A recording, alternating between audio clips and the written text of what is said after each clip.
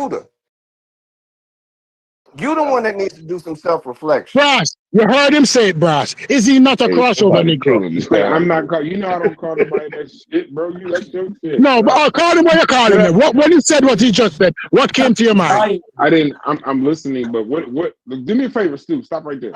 I need you to tell me why anyone besides you should take what he said as crossover Negro. You explain that. Because he said that we abandon our root approach to what was funny to fit into the white brand. What you said? Hey, the straw man. That is not what I said. We finally break away from minstrel comedy and being overshadowed, over controlled by white audiences.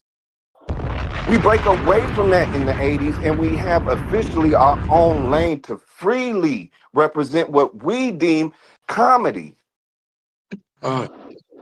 It's a beautiful. That was in plain fucking English. Can y'all It's a stop beautiful saying thing. shit No. he's not saying? I've been saying that he's not It's a speaking beautiful to his thing. point. Cosby was a black comedian. He was hella He's not talented, speaking but to he his had to point. operate. He had to operate under Still not. It's a beautiful thing that I have an accent. He beat himself. One at a fucking time, please. One at a Richard time. Pryor did not get his accolades until far later into his life. But when Eddie comes along in the 80s, boom, there's a new phenomenon on the scene, and it's called black comedy. It rocked the whole fucking world. Oh, okay. Then I about that. No. It's my argument. Don't dive in it. Don't dive in it on this one. Let me finish with it. Sasha Page was getting his accolade. Sasha Page was getting his accolade. No, let me finish. Let me finish. Sasha Page was getting. Let me finish, please. All right. Let me see. Richard Pryor. Listen. Richard Pryor. Don't go to sports. I'm saying on it. Richard Pryor, Red Fox, Ma Maybury, all of them got the accolades within the black community long before white people knew of them. So when you're saying that they did not get their accolades until they were placed in that pigeonhole by white people, you are being a crossover Negro. That's a definition of a crossover Negro. Okay, so Stu, since you want him to hold on, since you want them to admit that, since you want them to admit that, can you admit one thing? Can we all admit stuff that sometimes your hate, your venom towards white people sometimes bleeds through in your motherfucking assessments of black people. Hey, but hold on, Brad. I would not acknowledge that. Hold on, that was a question. No. I just need an answer. You can't admit that you hate white people so much that it does kind of fall into your assessment of anything a black person has to say positive. Allow me to answer that. I will agree with you on certain aspect of that. Okay. My vitriol for black people who jump on white people bandwagon is a result of my looking at how much white people have stolen from us, and then all of a sudden, black people is agreeing with them with the theft. That's my vitriol. Yeah, I think too. It's the precedent. It's the precedent that I think too is that what dude said is not in a vacuum. Also, you know what I'm saying? Stu P's going off a precedent that he set. I wasn't here when he made the comments, so I don't know the particular context. But you know, if he said what he said in regards to being something along the lines, if he was in those times during slavery times, he would have been making leg irons or some shit like that, or some other kind of restraining device. Oh, why you do that, Haskell? What? Did he say that or not? That was slow. No. Oh, we tried to get past that, Haskell. We tried to get past Haskell, I forgot about that shit. But that's serious. But we trying to move. But that's serious though. I know it is, but we just. Oh my God. No, but what I'm telling you is when a person has made a comment like that previously and now they're having an opinion like such as the one he's having, it's hard for someone to like separate those two things. You get what I'm saying? No, I get your point. I didn't get. Yeah, that's a good point. I get your point. So, Stu Pease, I gotta ask you. Does this have something to do with him saying he make the shackles? Is that where you at? Is that part No, of no, the let me respond, man. Somebody mentioning me, B. Let me Go respond. ahead. Hey, go ahead. But why y'all always Well, if screaming? you Am I can't just a nigga to scream at? if you can't decontextualize conversation, Hey, then that's Bryce, your it's some problem. Caribbean shit, man. Yeah, Because why those y'all niggas always screaming at me though? What the fuck, bro? Go ahead. Go ahead, Is Anathema. this some Why y'all screaming at me? West Indian shit? God damn. just show you though, if you Go ahead, decontextualize Anathema. Go the ahead. two I'm not trying to stop conversations, you. then I'm not that's trying to your stop you, though. problem. Y'all niggas just be That's screaming your at me, though. problem. This shit crazy. Because Go ahead, bro. what I'm going to give you an analogy of is Stephen Fetchit was popular too during this time period. Is he a black comedian? You would call him a coon now. Why would you call him a coon? But he was popular. Black people watched him. They watched him do all of those things that were part of the minstrel show that Vyasa is referring to. Stephen Fetchit was one of the highest paid. Highest paid. Highest So, what? and highest paid comedian. Chill, Brad. They got wait, Stephen Fetchit got criticized harshly though, like Later on in life. by the black community at least. Later on in life. Hey, but can you address the shackles thing for me And you personally? started to respond in real to time. those minstrel ideas. NAACP went after them in real time. Oh, he was saying paid. Okay. Yeah, it's saying paid. Hey, Anathema, can you clear up the shackles thing? Because I wasn't here that day, so I don't want to take you out of You context. said chill, bro. No. What was that about? The whole making shot? No, I'm serious. Like, what was I what just was that realized that about? why DQ told me to chill. I get it. I understand. This is like opening the womb. No, we about to. It's about to. No, we just. It's about to. No, it's just about to really turn up in here. Just go ahead and turn up, bro. Just go ahead. Yes, it is. The shackles Yeah, thing. I and somebody is don't killing think the I goddamn took soundboard. Hey, Y'all, somebody is tearing the I soundboard up. apologize. Hey, I'm mute. Anathema, Hold I on, let him apologize answer in though. advance. Let him answer though. That offended you. Past trauma, bro. I didn't hear the comment, Anathema. That's why I said I wasn't here that day. But from what was relayed to me was that you said something along the lines that if you were there during slavery, you'd have found a way to make industry out of the situation by making shackles for slaves. Now, again, I don't know if that's out of context. I wasn't there, so that's why I'm saying I'd like for you to expound on that. Oh, okay. The context of this is that slavery was part of Africa, and if you was in a tribe that was enslaving Africans, that you wouldn't have had an American context about morality. You would have been locked into what the tribe was doing and part of whatever that hustle was at the time, because that's what you know. That's part of your culture. But people, I remember this. I do remember this. Go people ahead. want to always romanticize and superimpose the values they have post-slavery, because the person that's doing all that, he doesn't know what's going to happen 200 or 300 years from now. He's not even interested in that. He's thinking about tribal affiliation and what's going on then. And what was going on then, if I would have been in the Ashanti when they was enslaving people, I would have been one of the Ashanti enslaving people. You should have lied, bro. I ain't gonna lie. you should have lied, bro. You didn't understand. You didn't understand the exercise, bro. You should have lied. But anathema, you're so smart. You don't even realize that there's no way that you could possibly defend the term. I'd have been a hustler back then. I probably would have made shackles for the slaves. It's an indefensible stance. Like it's not even like it's just you're trying. We got a guy. We know he's not a dummy, right? But he is trying to defend it. It's a crass expression. No, I know. I'm your friend here, bro. I'm your friend on this. I'm just saying it's just an indefensible point, bro. You're gonna and you kind of sometimes like it's actually defending the culture of the people. It's like not loving black people because of Amen and teaching myself. It's just indefensible. It's not something you can defend. He's not calling you a coon. He's just saying. Hey, I remember. Hey, Bryce, listen. I remember when me and my wife was dating, right? And when we first got together, we was dating and shit. And I used to live on a different side of town than her. You know what I'm saying?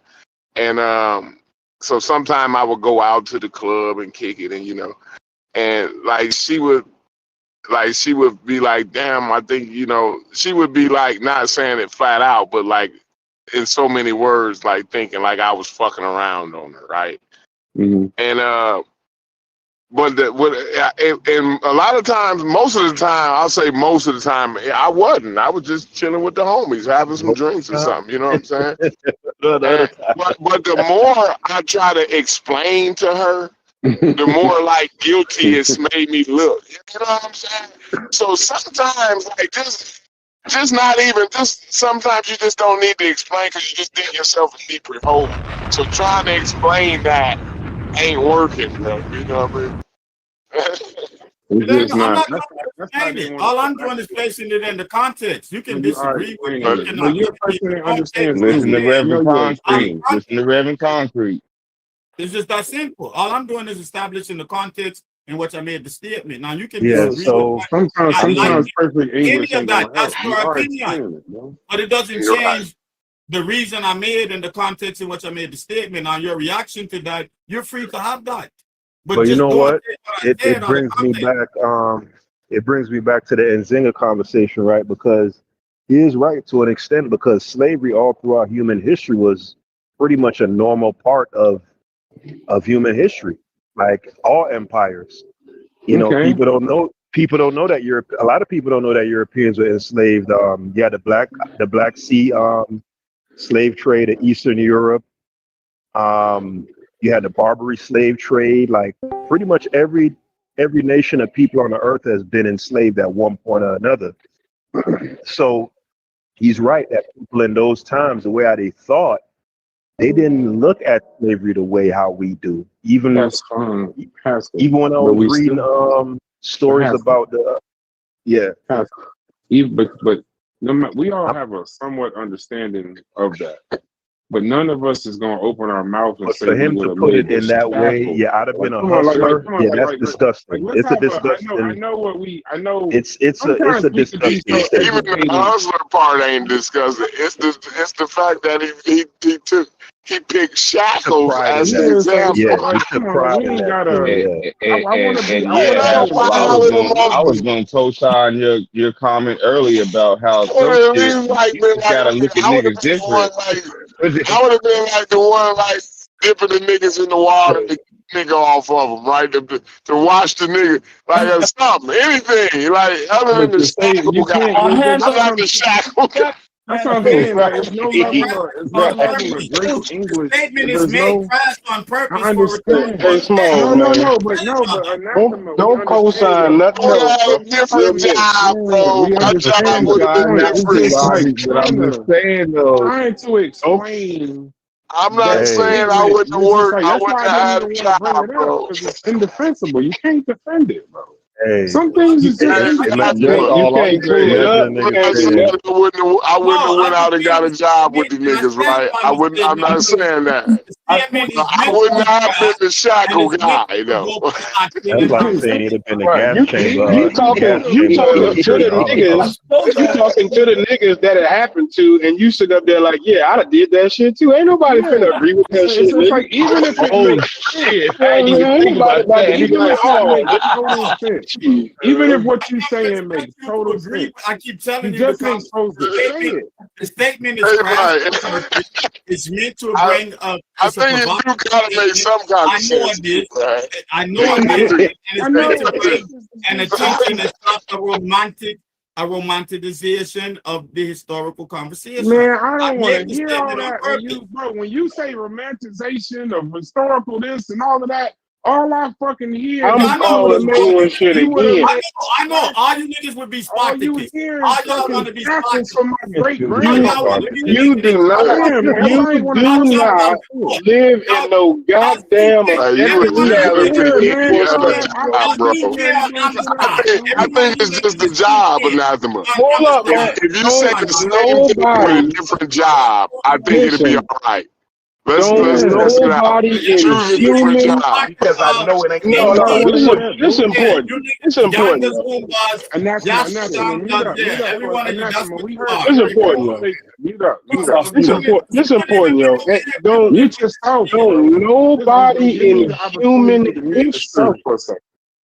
and nobody in human history is living under objective truth 24/7. Not one motherfucker.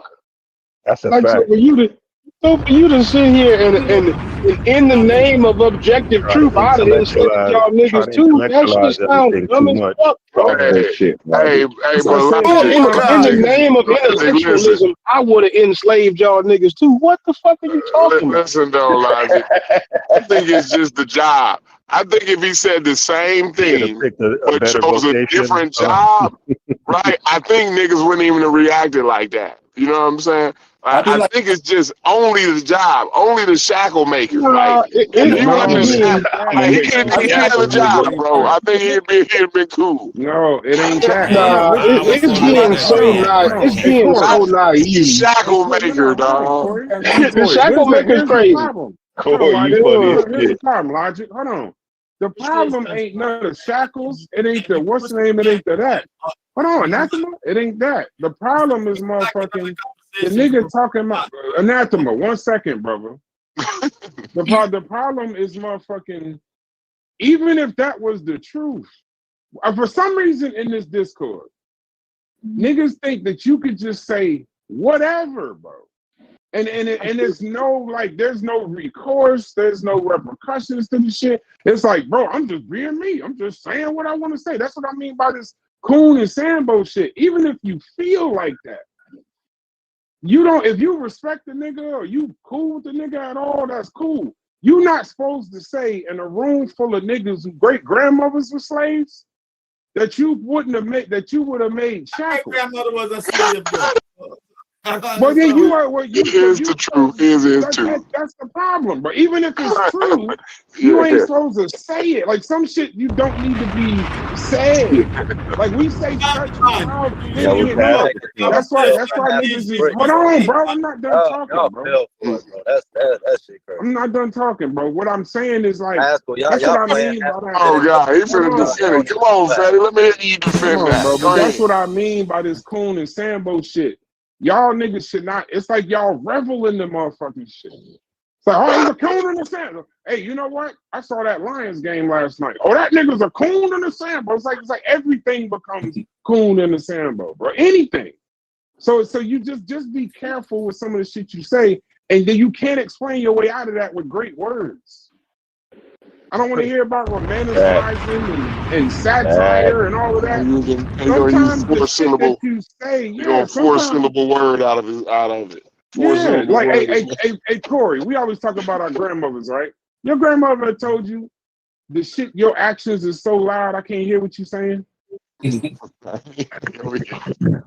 You want us to hear the 4-syllable words. Shackle is so fucking loud. I can't hear the romanticize. I can't hear it. I'm trying to Romanticization. Right. You know, I can't hear that shit. I'm just being real. I'm just being objective. Ain't nobody trying to hear that shit. But being real means I think that's a 5-syllable. I think romanticization is 5-syllable. It's done for that effect and response. I told you I use a crash metaphor. Please don't tell me I'm wrong, bro. It's just that's just how I feel about it, bro.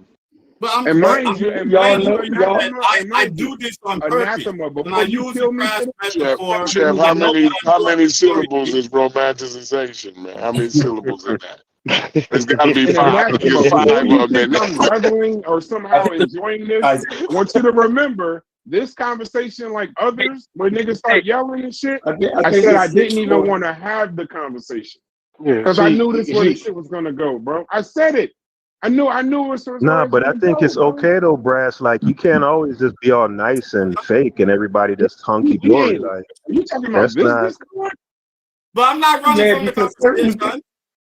You have certain great things tactics, bro. You open have up great new tactics doors. that get people riled up. And when you got a problem with a nigga, you're great at that. Cause I listened to the whole joint, and you got niggas riled up based off of premise you made in the rail, the whole convo. But you good though. I applaud. Nah, but remember, Fetty, remember I said I wasn't there that day, so I don't know the context. Yeah, but if I'm telling you, Haskell, that I don't think this is I know the reason why. Haskell, if you trust me know and your I'm fight telling you style. this is not something we should talk about, bro, because I know where this is gonna go.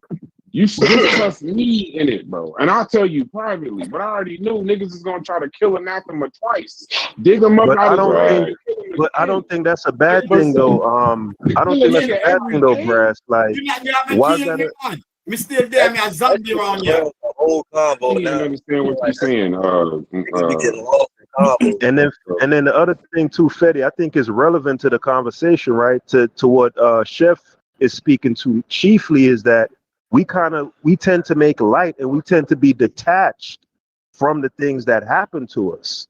You know what I mean? We tend to look at that happened to some other people. We don't personalize it a lot of us don't. You know, and I'm not gonna lie to you. I make psychological profiles of people, as all human beings do, right? So when Anathema chided me one time in the Discord for bringing up that Dessalines massacre, 6,000 white people in Haiti, and I guess he got from that I took some sort of pleasure in that, right? Which I didn't, but I thought it was just, right? Fuck them. They was enslaving people.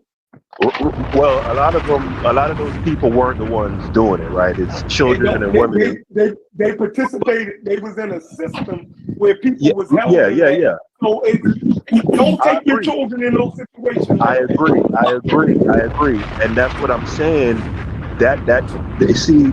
You see how I can psychologically profile you in that you see it like how I see it, right? So I know the type of person you are and how you see the world. And the fact that Anathema, in that situation, he takes umbrage with the people who are brutalized, right? And them doing that to them white people. It lets me know what type of person he is. You get what I'm saying? Hey, Fetty, you might be right. God damn. You just killed that nigga with the most kindest vocabulary ever, bro. You just killed the nigga. You just literally called the nigga. You know what was it? I missed because now we're calling each other. I was gonna say, can you run it back? We're calling each other coons and Sambos now, without even using the words coon and Sambo. Now we're just motherfucking being really good at speaking around shit and calling a nigga a fucking. You just said that motherfucker. Why wouldn't we acknowledge it though? Then just call him that. But you ain't got to do it though. Just call him that. Can I respond? Yes, yes. Anathema. Bumbleclad as soon as Chef is done. I promise you, bro. I don't remember ever. Oh my God. I don't remember ever calling none of y'all personally a coon. The conversation gets so heated that y'all say it. Y'all say it. Y'all imply that if I'm taking this position against y'all, I must be calling y'all a coon. Y'all say it. Why is your icon called No MAGA? Who are you referring to? That nigga said, I don't love black people if I don't It's just like Chef the same nigga that'll go this route, then the next day say niggas dumb because of homo erected. Hold on. Let him finish his collar. Y'all ever heard? Here we go. That's the joke. Yeah, hit dog holler. I really hate when y'all use that term. No, but it's the niggas be playing out terms so much. It's like y'all saturated so much. I'm gonna let y'all go. Like get to the point, bro. You gotta let him get it out. So don't say y'all. Fetty's cutting you off. It ain't us. Yeah. I'm trying to hear what you're saying, bro. Right. So if somebody come in this motherfucker, right? And we mostly all black people, right? In these type of situations, will call Thomas Sowell a motherfucking coon. Now, if you bring your black ass in this motherfucker, quoting Thomas Sowell, then we're gonna make the necessary jump over to you saying what he's saying and defending that shit. You didn't put yourself in front of that bus. We didn't do it. You feel me? You know what room you in. When I say certain shit, I know what room I'm in. I know how y'all gonna take it. I'm not looking at that shit crazy. You feel me? But when I say it, y'all looking at me like I'm fucking crazy. And I never called none of y'all coons. Y'all do the shit. Okay. No, nobody like the word. Because y'all feel like that in your heart. No, I'm not. I'm just trying to make a point. It's not even about arguing. You feel that way in your heart. No, it's not about using the word coon. You have a sort of I'm a just putting a mirror. I'm just putting a mirror up to y'all, and y'all jump out the This window and nigga call think he yourself. James Baldwin now. Go ahead, bro. Hey, we supposed to let anathema just go saying, though. like, if Yeah, it's coming with I this am, but I level of can't stop energy and niggas from talking emotion, then yeah, anathema. Yeah, Like I we gotta said, let go, but anathema go though. niggas He just ain't cutting said him off. nothing already. Go ahead, anathema. Please don't go for too long, though. I apologize, but don't go for too long. Go ahead, brother. I didn't go for too long.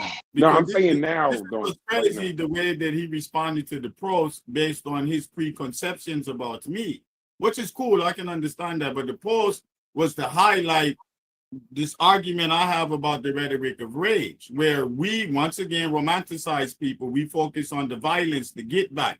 But Dessalines was a very complex person. And he was even treated that way in his own community. It was years later to where he was revealed. If you look at his death, the whole situations, the complex statesmanship he had to do in, is he shouldn't be summed up as just having killed white people, because he's bigger than that. He's more of a human being than that being the legacy that's highlighted because you're a blackologist and want Black Ridge. There's a person there, and people forget that. And then and there's also Black people there that didn't like him, some that did support him, and some that plotted against him, giving some of the responses to the decisions he made as a statesman. So, but for somebody to take that and say, oh, well, that's the type of nigga he is and he's a coon, to me, that lets me know you prejudge things and don't even have a fair articulation of the argument. But it's okay. You can do that. You're free to do that. All right, so real quick, because I don't want to get away from Chef's point, and we heard you, brother. I just want to just say something about what Chef said. You won't call people in here coons. Instead, Breeze. Are you on? Can you come off mute or are you busy? Nah, I'm good. What's the Okay, so said Breeze. You're a Black person that doesn't love Black people. What is that? Wait, hold on. Wait, so it's directed toward me as a question. No, I'm asking. I'm about to say. I'm not. No. I want to be clear. I'm trying to make an example, right? I say, God So damn. I'm not calling you a coon. You're not a coon, said Breeze. You're not a Sambo, said Breeze. But you know what you are? You a Black person that don't have no love for Black people. That's cool. So a nigga. So if I told you the next day, you know what, bro? I ain't call you no coon. What you getting so upset for? But I did say pop culture that question. you don't love Black people. See the fuck shit, bro. You this is what you missed yesterday. That don't mean that to me. Coon Yesterday. don't mean that you don't love Black But people. said Bree, no. But I'm talking about the spirit. Hey, Chef. I'm talking about no. Ain't no MAGA. No. Coon don't mean I'm talking you don't about love the Black people. spirit of it. No. Since we on the spirit, let's go back Coon to the does spirit. not mean I you know don't love Black you only people. understand That's what the he spirit means. of the conversation. So the spirit of it is said, Breeze. Did you take that? Did you take that as being a cool to the sand, bro? And me calling you that, bro? I mean, I had to hear the context of what you said it in, but I mean, it's You along the lines of that. Yeah. Hey, you vote. Okay, hey, said you voted. No, I don't even go there. So you taking it? Yeah, bring that up. Bring that up. I don't know. Bring the MAGA shit Again, I don't want to do that. No matter. I I ain't doing that. Listen, I'm not my doing nigga, that. when you start cussing, listen, I don't know what you said. I left. No, I don't. So whatever you said, I know you you said trying that to shit to derail them. it. No. I know you're trying to derail it. I just want to stay right where I'm at. Anybody, if I tell you that you're a Black, well, I want y'all to know this from me. If I ever tell y'all that y'all don't care about Black people and you Black, I'm calling you a coon, whether I called you a coon or not. I'm just telling you from me. So if that ain't what Chef mean when he say it, it'd be another thing that Chef didn't mean. It's the spirit of whatever. But if a nigga ever say to me that I don't love Black people with everything that I do, you calling me a coon, bro. That's what you're doing. Period. That's just where I'm at. So maybe it's just another thing I just read wrong because we ain't grow up with the same parents. But you can't. A nigga can't say that to me and say that the next day you ain't called me a coon, bro. That's Listen, if I'm not saying it, right, and that ain't no fucking hit dog. No, it is, because if I'm not saying it, then I'm not saying it. But I'm implying some things about you. You dig what I'm saying? You jump out the window and call yourself a coon. But don't say I said it. You feel Okay, me? brother. Don't Okay, say my I Yeah, I brother. Okay, my understand that brother. part, Chef. I I understand know that how to part. I was call just nigga. Okay, saying my with brother. that, Okay, my I brother. know You how ain't to okay. call a nigga a Okay, let my me brother. coon. Okay, my let me say brother. something You real quick think with you, I bro. don't know how to call a I nigga a forgot. coon? I forgot. No, I'm saying if I you can forgot. take context clues and also realize if it's attached with a level of emotion and every day you this and you that. And again, you don't even have to use coon, but if you saying words like stupid or saying whatever, a turnover Negro, whatever he be saying, like these certain phrases and it's attached with a Yeah, level of emotion. they allude to that. Hey, One Fetty. can conclude that you're trying, like, come on, why are we playing, dog? Hey, Fetty. You Was can Chef calling? conclude. No, No, I'm gonna y'all ask can you, Fetty. conclude Hold on, Fetty. whatever the fuck Was y'all Chef want. saying that? Was But Chef I know calling how me to a See, call coon a see, nigga a the yesterday? coon. No, convos no, don't no, no, even be no. in Stay good faith. right Like, we there. can't even admit This to ain't that. even enough. I We know already how know. to We call a already know nigga you a being coon. disingenuous. That's fine. Chef, hey Fetty, Yo, was I he know. calling me Yo, a Is you even a coon real said yesterday or definition yesterday. no? for a coon? Was he Is there a real calling me a definition Yo, for this? coon you yesterday said or no? yesterday, Brass. Hey, no, let me Brass, ask you Fetty a said, question, bro. Not you. Just somebody other man, than you now that you maybe want they to don't talk to understand. Fetty. No, I Now don't you want want to to talk to because I Fetty. don't think you being Okay, genuine. the other Honestly, day you don't want to talk to Fetty. I You don't don't want to got talk shit to to say to Fetty. you, Now today you want to talk to Fetty. bro. I know. Man, I'm just y'all be asking him a tripping. question. Yeah, we tripping. I've So, been hey, quiet the Fetty. whole Now time. you I want just to gave ask one Fetty. opinion. Wait. In your opinion, based off niggas in the Discord, would you say he was calling me a coon without saying the name, bro? Yes, based off his outrage and trying to, because again, like we had these conversations. We black, and what we notice is that if a person has a certain ideology or whatever, Chef alluded to it, you're going to be ostracized to the point where every day you're going be told about it if you're in that same space with that person. So that's why I Did personally think that's Yeah, why I but you know personally what though? You know Did what though? Can I say anybody in something? here think he Let me say wasn't? something, Now bruh. that's a better question. Hold on, high school. Let me Hold on, say high school. something, You bruh. about to derail. You about to derail, high school. 1 second.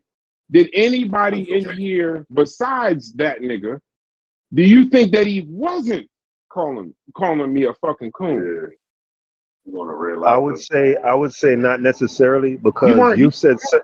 Hold on. You asked a question for the room, But and you I'm weren't answering, here. right? I know, but you weren't here. Yeah, but I'm not speaking solely to that conversation though, because we've had many other conversations in that same vein. Like but for you got to speak example, on and you you got to speak on the and circumstance that just happened, though, Haskell. You yeah, can't just. hold on, real quick, Fetty, real quick. What do you mean? I don't like what y'all So implying. real quick, Y'all hold on, implying that Chef. I'm kind of scared Hold to on, call Chef. y'all Hold niggas on, a Chef. coon. And that's not Hold on. true. Hold Let's It's not us cutting you Bro, if off, you bro. calling people This is what I'm if saying, you right? call a black person MAGA Hey, who hold say on they though, ain't, y'all. that's Let's go bro. one at a time, y'all. Let's go one at a time, though. It's not us This cutting is you off. I know. I'm speaking to the people who keep talking, which is Chef and Fetty. So this is the point that I was getting ready to make, Brass, right? I think it's important for all of us to police each other at times because, like I've always said, I believe we all got an inner cool inside of us, right? For example, and you've made a similar comment along those lines to some crazy shit that Chef had said, right? What? For example, the Katrina shit, when he was saying that them niggas was just stealing shit because they want to be vagabond black God, I people, forgot he even said that shit. Go ahead. right? And you rightfully added context to it, and you pointed out that he was on some cool shit. I didn't say that. And I you know didn't exactly say what it, I but said. I edited it the was shows, Haskell. it I was said you don't. it was I said you don't give a fuck you didn't. about I them. never. No. I didn't say he didn't care about black people. Hold on. Let me finish. I'm not Haskell, done, bro. you're misrepresenting what I'm saying. You getting defensive. You getting No, you're defensive. Let me finish. misrepresenting what I'm saying. Let me finish. Let me finish. Let me finish. Let me finish. Right. Let me finish. Go ahead. Right. And that's not the only comment that Chef has made in recent weeks. As a matter of fact, you've chastised him for saying, "Look, I don't know what's happened to Chef. Like he's traded places with a white man." You said that. Yeah. Right. That could be construed in this whole. That could be saying that a black saying that a black man has been inhabited by the spirit of a racist white man could easily be construed in the. I said he was a white man fighting this black man. I don't say he was a black man fighting this black man. Brass. See, now you're doing what you accuse Chef of doing. No. I'm Give saying me I'm telling you exactly what I said. That's all. That's fine. I'm saying semantically, the semantics is not important, right? The point is that you were implying that somehow he's lost his bearing, he's lost his compass in terms of his blackness, for lack of a better word. And guess what? You were right. No, I wasn't right. Because you were I wasn't absolutely right. No, I was not. Because when y'all say what I say, right? Listen to everything I said. Did I not say somebody other than you, whether you didn't hear it? I said I would have to be supremely disappointed in Chef if I didn't know that it came from a love of black people. Did I not say that? I said the nigga, I can't treat him the same way I would treat What somebody about the else. other comments No, in the wait, Discord about before a you white start man doing the that what took over about, Chef's body, and before what you about all do that the stuff? what about, there's a difference between jokes and facts. Before you do the what about, exactly, just deal with what I just said. It's a lot of truth said in jest, but you're not dealing with what I'm saying. I dealt with what you said, but deal with what I said.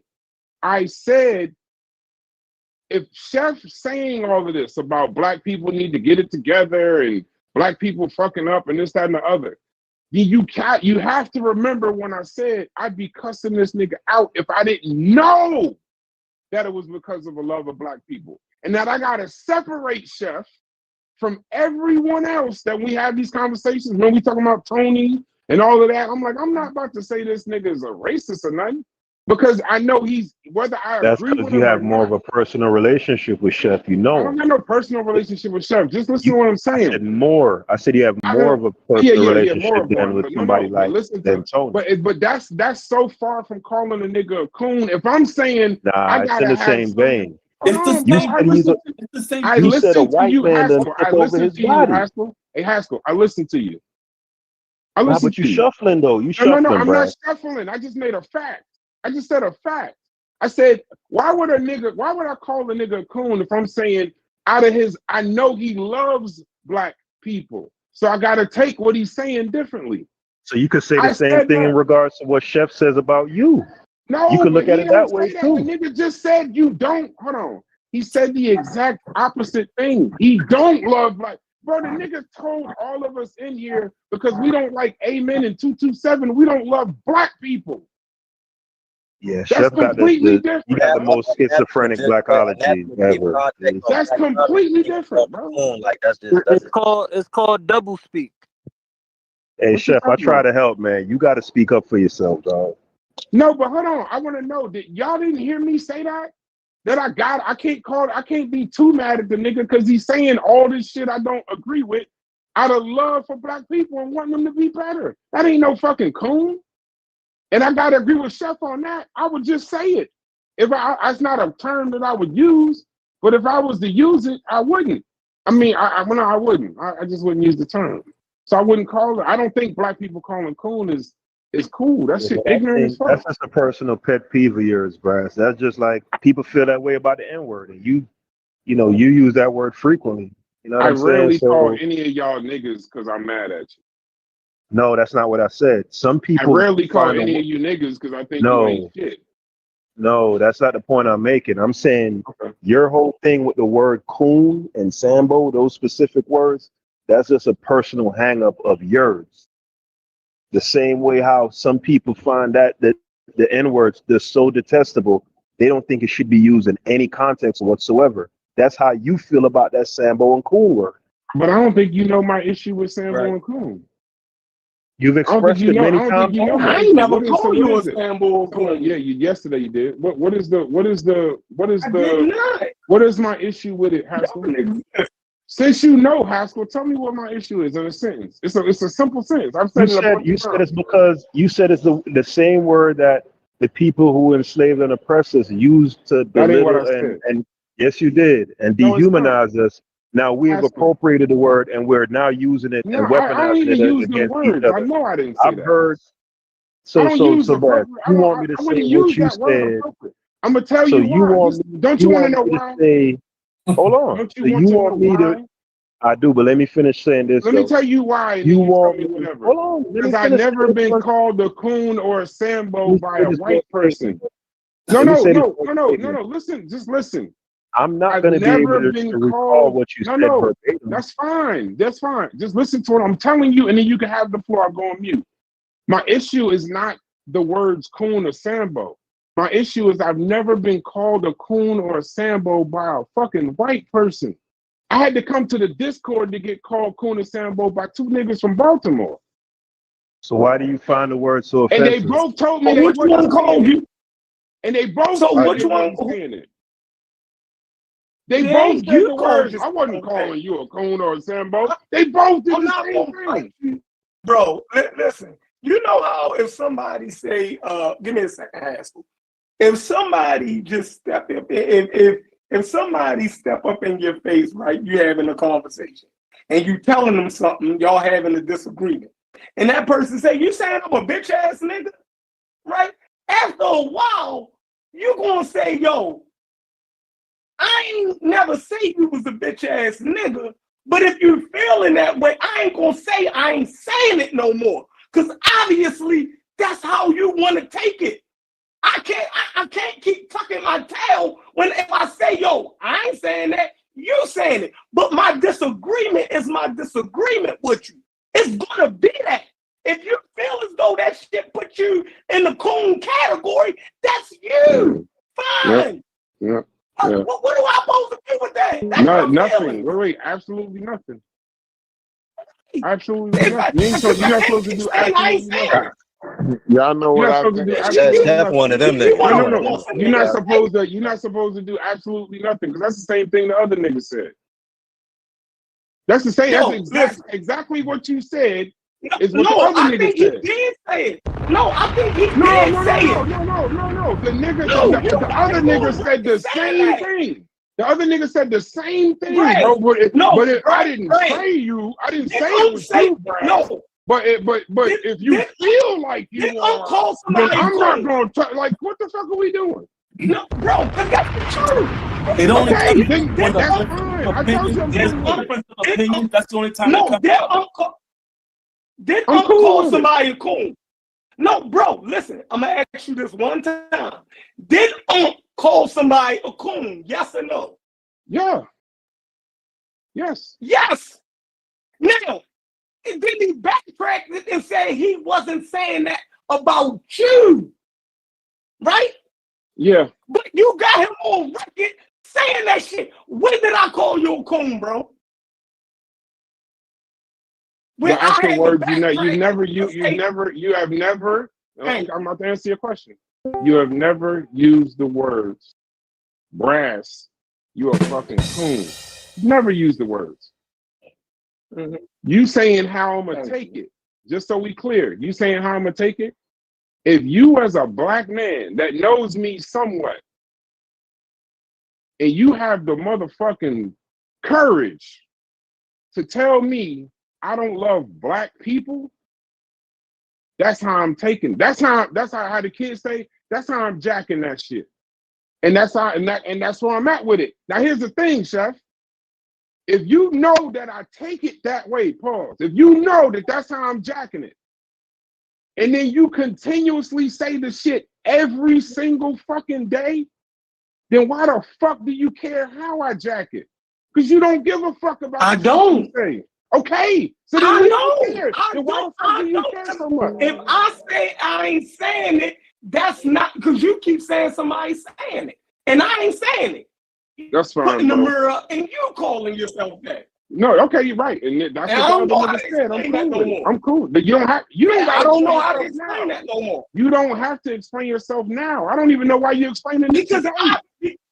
Because you why want are to you have that explaining? If it's problem. not that, then what do you? There's You different want words you to can know. use to describe the same thing. Because you're saying you want that. You want me to call. I didn't. No. I didn't use the words I want. I never used the words I want. I told you that's how I'm jacking it. If you Okay, saying so that's then like that's saying you to doing me, that. I'm gonna tell you Then the you connection. doing that. If you telling if I say to a nigga in an argument, I seen a nigga get the shit slapped out, not you. Just so we clear, I ain't talking about you. I ain't saying this is where we need to go. I'm just telling you about a situation that happened. I seen a nigga get the shit slapped out of him for telling the nigga saying, yo, you acting like a female. And the other nigga saying, you calling me a bitch?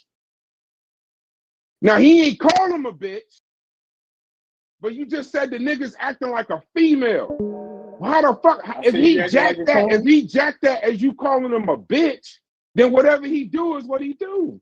So if you keep saying it, if I'm telling you that the shit, see what you do, Chef, is you say whatever comes to your mind, bro, and nobody gives a fuck. But when somebody actually says, yeah, I don't like that shit, you don't give a fuck because you like, I'm gonna say whatever's on my mind. And I agree with you, we live in America.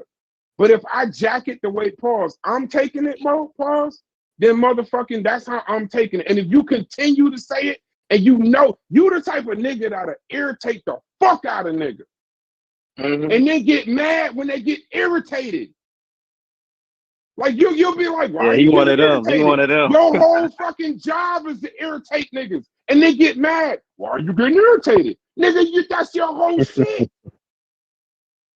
You campaigning like a motherfucker and then will complain you get elected with the same lips.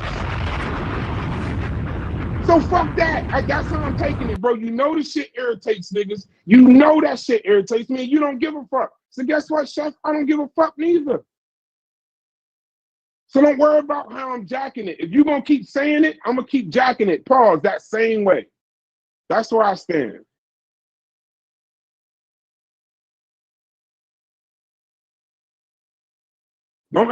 This ain't about to be the No Magda and Brad show. Y'all go ahead. It's kind of late for that. Now, any of y'all tell me where I said a fucking lie. Any of y'all tell me where I said a fucking lie. I think we all say things every now and then that could be considered. That one could say, "Oh man, that's some cool shit." Right? I think we all say things that's a little hyperbolic. That's what I always say, You know bro. what I'm saying? I tell a nigga quick, like, Right. yo, you know what I mean? Don't Ain't have, nobody you know, above that shit, and Brad, you ain't above it.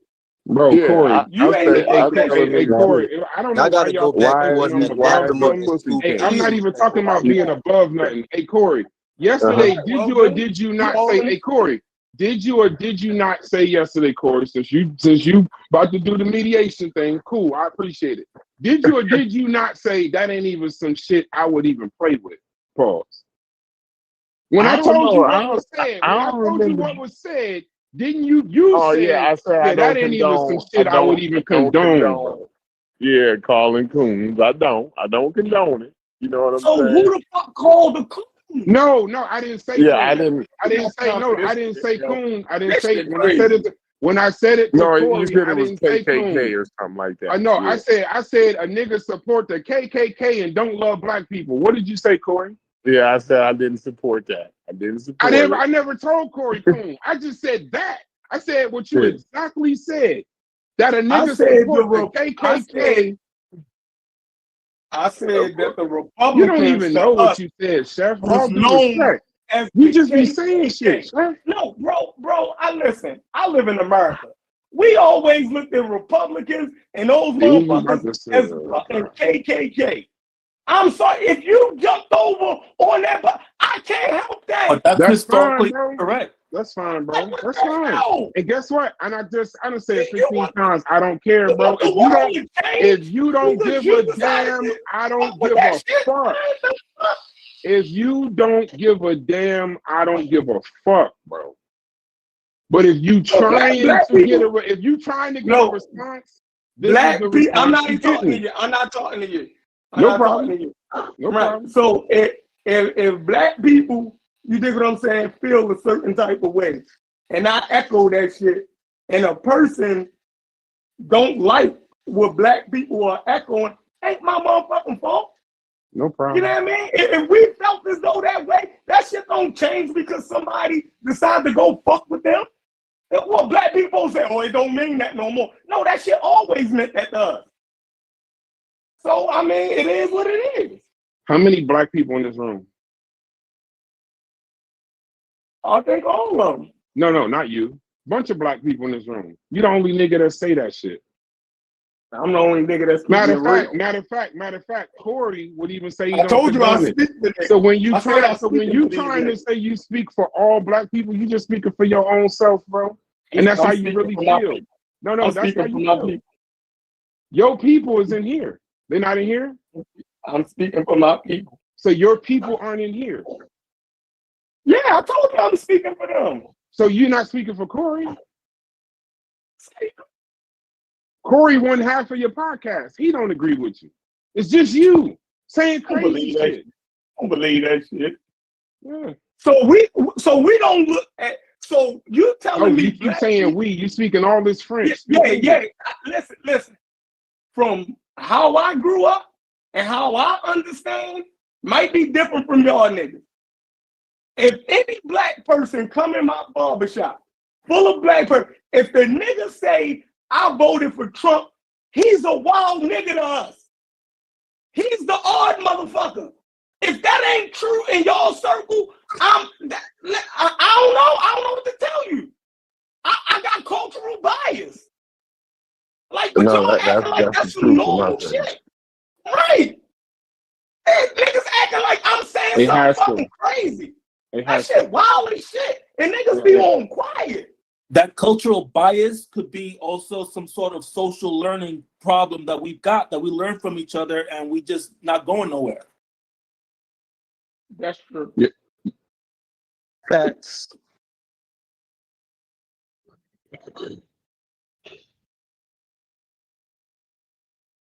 They're gonna act like the motherfucker that shit ain't hard in a room full of black people for somebody to say that they are a Trump supporter, and that's not odd. That we ain't gonna start putting that person in certain categories.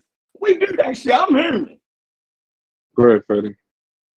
Yeah, all I was saying is we gotta like remember where this original like scuffle started and how it started. Like, I think it is problematic that when somebody is just giving simple information regarding black comedy and they coming from a good faith argument, the problem I have is when someone has an outrageous opinion like a Stu Pease, so much so that we throwing personal shots and all of that. But I'm saying we gotta remember how we got to this point. I mean, y'all bringing up shit that happened days ago and weeks ago, but I think all of this stems from somebody being outraged, and he called him a coon. He didn't call him a coon, but what he called him a turnover Negro or whatever. So it's like you don't have to Negro. That's a lot of pulling. You don't have to use. You don't have to necessarily use the word. You don't have to necessarily use the word coon or whatever. Like a nigga can use can apply context clues to understand what you're saying, bro. And again, if you got a certain energy attached to it, bro, it's basically you trying to call me a coon or Uncle Tom. So it's not just the word coon. Like let's not play the semantic game. So when I made the statements about Katrina, so when I made the to me based on, and then went back to another comment just to get at me. I don't understand that. Like that. You're a target. Welcome to the club, brother. When I made the Katrina statements, I knew what side of the aisle I was on. Like, am I not crazy? Is y'all niggas crazy? Like, I mean, if I know if I say black people motherfucking with shopping carts full of shit during Katrina is motherfucking looting, you think I don't know how black people is gonna perceive that? You think I don't know when y'all disagreeing with me what's circulating in y'all fucking head? This nigga that lost his mind. He on that white boy shit. He taking the white people stance on that shit. You think I don't know that? Like I don't know that. You don't know. You really don't know. I'm gonna be butthurt. You think I'm gonna be butthurt? You don't know. You think I'm gonna be butthurt? Nah, we were just saying that what Stu Pease did was kind of wild. Like, that's all we was saying. I know. Do you think what Anathema said was coon warranted, Chef? That might be some Jamaican shit they got going on. That I don't know. Like that might be different, right? You know what I mean? But hold on, CB. Let me get this out. When I said that, I knew how black people would take that shit. And I know what was circulating in y'all head. And listen. If your arguments was the same arguments that I'm making against the shit that y'all saying. I ain't jump out the window. Y'all calling me a coon? Hey, you call me a coon? What the fuck? Listen. I think that's when This is somebody like let me clearly say trying to something. give their point, saying that they not saying something, y'all try to label them still that. I think I that's am what the not saying. problem Let me say what I say. arise. Let me say. When a group of men in a room or in an environment, you put a group of men in an environment, 100 men, they start to evaluate each other. They need to know where each other stand to see how close this person, pause, can get to them.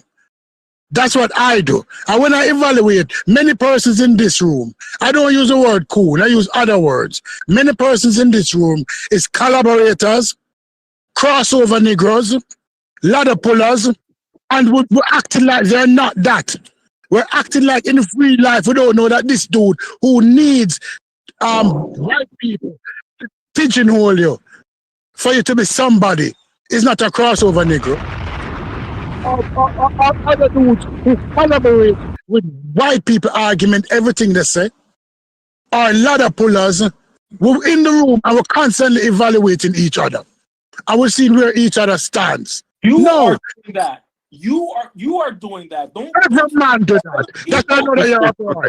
Hold on. You're doing that. Let me finish. Oh my God, people. Let me finish. And then you can go on. Every man do that. Every man when they enter the room, evaluate everybody in the room. If you don't do that, I need to know where your penis is. I want to know where your penis is. Because that's a girl talk. Every man do that. Every man, anytime you go into a room with other men, you start evaluating to see where you stand. To see who they are. And you jump up with your collaborating self. So I know that you're a collaborator. See the first thing you fucking did? You're worse than a crossover Negro. Look up what a crossover Negro is. And you realize what you are. I learned never to compare myself with the next man. I don't compare. You're a crossover Negro. Business thing you do. You don't compare your business with another competitor business. You just be you and let everybody be them. Ross, you realize in some strange sense, right? Ross, like at the bottom of it. Tony, you capping In right some now strange because way, at the very bottom of all of this, you like I gotta suffer some kind of penalty because I don't agree with 100% of what you agree.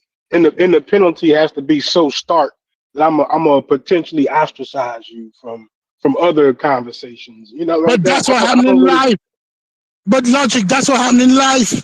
When you're in a group with people, that's what happened in life. But I mean, this logic. No, you can't dispute it then. Don't dispute it because that's what happened in life. When you go into rooms, if your belief system is not in keeping with the belief system of the room, you get ostracized. I heard you. Okay. So what I'm saying is it depends on the circumstances. I don't feel as if no, bro, hold on. I just heard you, bro. I'm saying like I don't think it's necessary to feel as if it's under risk of being ostracized or excommunicated. However the fuck you want to describe that shit. Like if I'm talking to my brother and we could disagree and be mad at each other for a day or two, but nigga, that's still my brother. So like at the end of the day, there's almost no risk of running that because beneath that is actually like some love. You know what I'm saying? Like we're not gonna even though we disagree in a particular moment, that ain't gonna kind of cross certain lines just out of respect. Logic. Like I don't. So logic. Are there certain positions that a person could take that is just so egregious that it could reach the threat that type of threshold? For example, if someone says that we were better off for chattel slavery, am I justified? Yeah. Hold on. I want to know because is there any point where I could fly a nigga's head at any point? Listen. If I'm asking for your intellectual input, and the question started out with, "Hey, which is better for black people?" Now you give me a crazy scenario like we were better off when we were enslaved, and that's not a crazy scenario. People say that. The people who feel like that. Let's just say to me it sounds crazy, but then whatever their justification is, it will just be something I don't agree with. You know what I'm saying? Now they could have some actions, right? They could have some actions that might make it a lot easier for me to consider this person a coon, but just simply offer their point of view and perspective, I don't know. Okay, that sounds ridiculous. Hold on. All right, let's try another one because y'all always like to intellectualize the black stuff. I noticed, right? So what if somebody were to come in here as a grown man and say that he doesn't see anything wrong with child marriage in Islam, for example, because he's a Muslim, right? So he don't see nothing wrong with a 50-year-old man marrying a 13-year-old girl. Can I fly? Yeah, can I fly his head? I mean, of course I do. Yeah, of course I find something wrong with that. Yeah, so I'm saying, can I fly his head though? What does I guess if that's what you want to do, I'm guessing like go upside his head. But I mean, the first thing that comes to my mind, Haskell, is that he could be from a community of people that all get down like that. So you gonna deal with all of them now? Right. Yep. Just like that. So the point is. Well, that's what I'm saying. Are you just trying to go up a motherfucker's head? Or are you trying to change the world? The point is logic. Everything cannot be intellectualized. That's the point. And it's not the job of anybody to try to intellectualize everything. People could be fully, even if you personally you choose not to deal with certain things a certain way. Another person is well within their rights to disparage somebody for disgusting takes, particularly when it involves their own people. You know, we can't intellectualize every single thing, man. It's come on. Right. Can a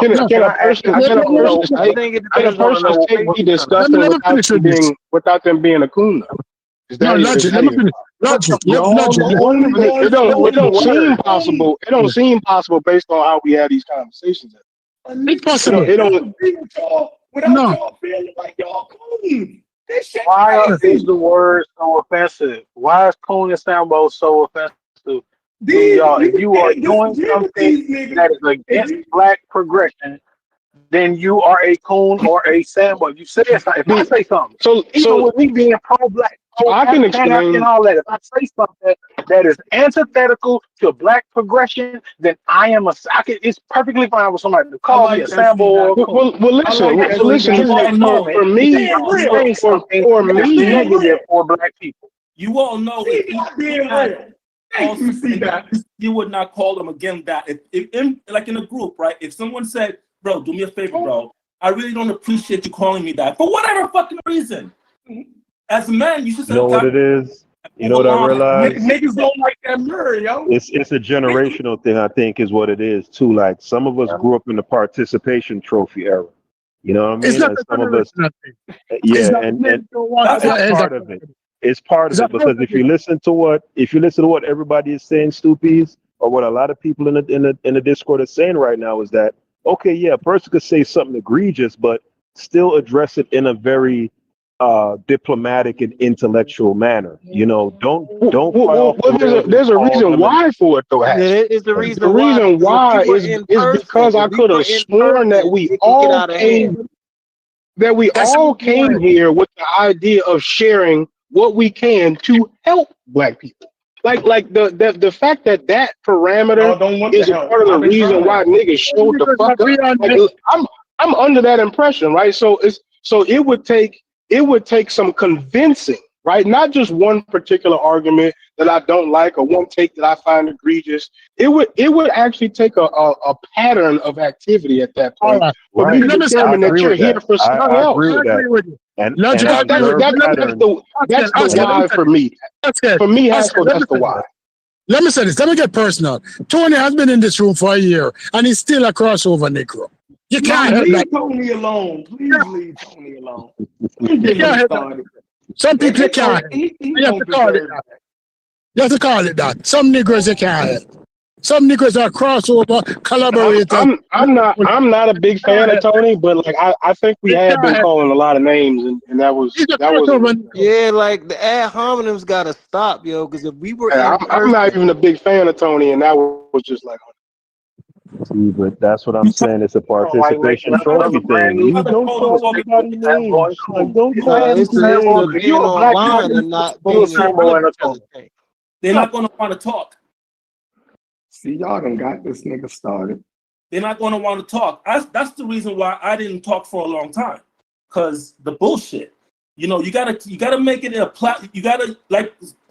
You really can't say like everything. I mean, you want to say what you want to say, but this platform actually belongs to a white person, and it's not. It is I mean, we got our little platform here, but we are monitored. What's your point in saying that? Man, see, My why whole, did my y'all whole damn point is, my whole start thing, it? let me finish. My whole point is, you all gotta follow some kind You of see, rule. he You all can't gotta help follow some himself. kind of rule. He chef, he Cap, can't help himself. What was he's his a point in pointing that out? What was your point in saying that, Tony? The whole point is like we can't be Mm. just talking anything we want to talk when we're in an open group. Because the white man is responsible for our technology and our survival, right? We are working in their system still. Let me say something, my lord. Let me say something. Oh, let me finish up. Let me finish up. So, this is all stemming from Snoopy's misinterpretation. I don't know what Tony talking about. You can't Yo, promote. what did Vyasa say that was so egregious? Because Vyasa didn't even imply that we needed white people to set the standard for the We genre. passed it. We passed Exactly. Nah, that's important. Right. No, that actually is important because that was exactly that was what I was saying. Stupid, you're not talking to what he's saying, and you're turning the conversation into that, and that wasn't what he was saying the whole time. And now here we are, not talking I don't about think what he said. most of his angst was for anathema though, Logic, and not Vyasa, because we've seen a pattern of behavior. I have a pattern of behavior. No, that particular comment was you biased. bugging. You won't hear Haskell. You must ain't hear the conversation. He might have caught bits and pieces of it, but that little particular part, he thought he was talking to anathema, but he was actually addressing something that Vyasa said. Yeah, that's what I'm saying. Yeah, and Vyasa, he kept saying, "I'm not saying that. I'm not saying, oh, you eternal." Right, and then every time he kept trying to tell him what he really saying, he's like, "No, fuck that. We're gonna talk about this." But that's what I'm saying, guys. Logic and Because you can't Teddy, tell a nigga in there. it's because of the ire that he has built up for anathema over the last few weeks. So once he sees red, it's like, you know what I'm saying, shit is getting trampled. Yeah. I'm just here to be the ambassador for the word. Hey, so what y'all come up with, Chef? You and Brass, what y'all come up with? Both of you niggas say inflammatory shit, right? Right. No, for me, right. I think once niggas get to pushing, we all gonna get the fucking pushing. Now, you know what I mean? Like once I say, yo, I ain't saying that, but I can see how you can take that. And when the same thing is being thrown my motherfucking way, like I understand where that shit coming from. You feel me? Like we all need to be, we're men. We're all going to be checked on certain positions that we fucking take, yo. Nobody is above that shit. You feel me? I don't put myself above it. And then when you are getting pressed on some shit, right? And then you start making it out, you calling me this, or you saying it. What I supposed to stop? No, if you're getting pressed on something, you need to stay focused on the issue. Yeah, we gotta Right? get to the point. I never complained about being called a fool, none of that. I stood up in the fire and said, I'm going to defend the context. You can react to it the way you want to because the statement is crass and intended to provoke reaction. Well, look, listen. How about even if, because this is what I do, and I'm not expecting everybody to do what I do, right? But I find this to be more productive, right? So if I'm a coon about something, right? If I say something, right, and then everybody say, "Oh, bro, that's some coon ass shit," right? I'm gonna address the issue that y'all having, not the coon part, right? Because that's just telling me that y'all dislike or disagree with what the fuck I'm saying. Right? Y'all think I'm a wild ass nigga. Being called a coon is the same thing as being called a wild ass nigga to me. Right? So y'all thinking I'm a wild ass nigga about the situation. So in order for me to change y'all mind, is not for me to be mad at y'all calling me the coon or a wild ass nigga. It's to address the issue that y'all having. Right? Hey, Chef, can you hear me? But it's only Hey, Chef, we could hear can you. you hear me? We can hear you, brother. We all hear you. Sheffrin, how long But have it's you only known me? How long have you known of me? I don't know if you Who's hear. this, Vyasa? Is that Yeah. Vyasa?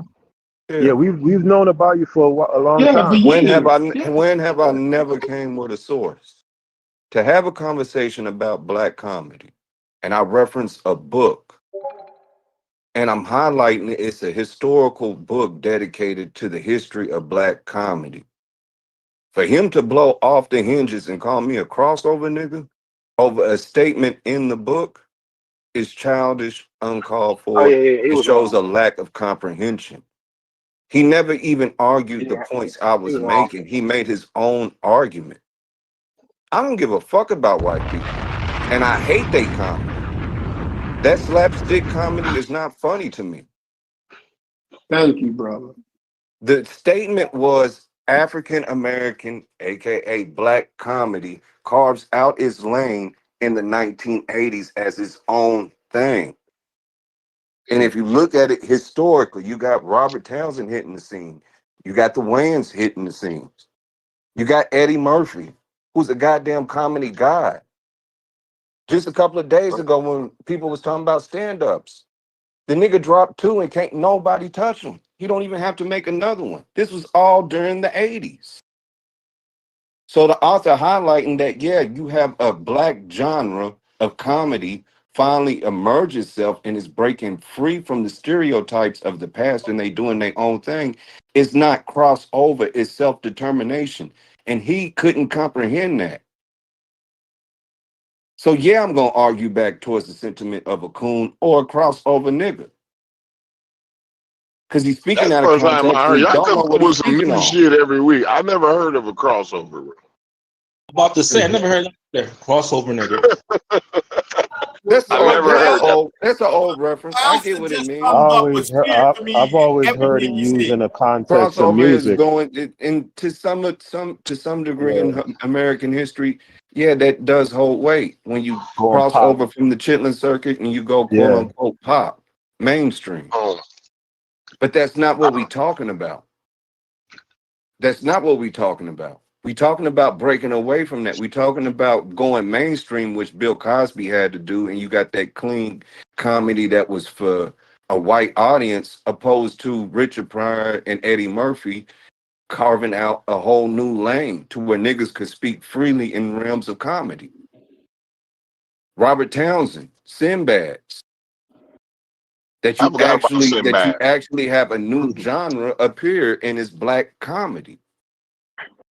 Yeah, my thing is we should be very, very unapologetic about it. we should be I didn't extremely think Sinbad was Let funny, me but say something. a lot. Let me say something right quick. I gotta say this right. I done put the book in the back chat.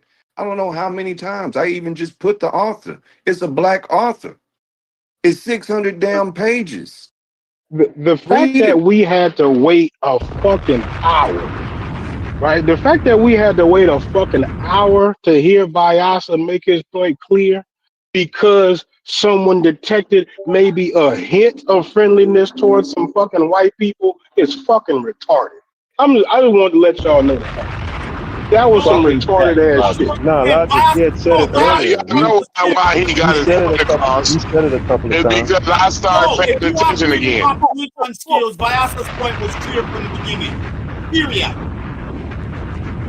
Yeah, but you are attached to it. That's what it is. You know, Hey, he unfortunately. didn't get his point across until I got back on the panel. I am Let's calm. make I'm that calm. clear. I'm calm. Please allow me to say Vyasa, something. unfortunately, No. Allow me to say something. And I'm calm. Bumbucker. I'm calm. Let me just say something. I'm not, what he just did, he just sanitized what he said. He left out the part about pop culture. He left out the part of white audience. He sanitized it. He left out the part that I had issue with.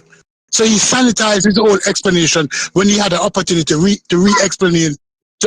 Please, I'm gonna say this Took one out the- time. No. Please, I'm gonna say this one time because you failed to comprehend this. I'm responsible No, for let me what I finish, say. please. When you were speaking, I didn't interrupt you. I'm When responsible you were for what speaking, I I didn't say, interrupt not you. what you When you hear. I'm did responsible you mention for what pop I culture? say and not what you hear. The All rest right. of the Did panel you? didn't All hear right. what you heard. Okay. The rest of the panel heard All right. exactly what I No. said. All right. You In the heard your original own statement. interpretation of what I said. So No. once again, I'm Can responsible I for what speak I now? say, not Can I what you speak now? hear. Can I speak now? Because can I speak now, please? Can I speak now? No. Let me just speak, please.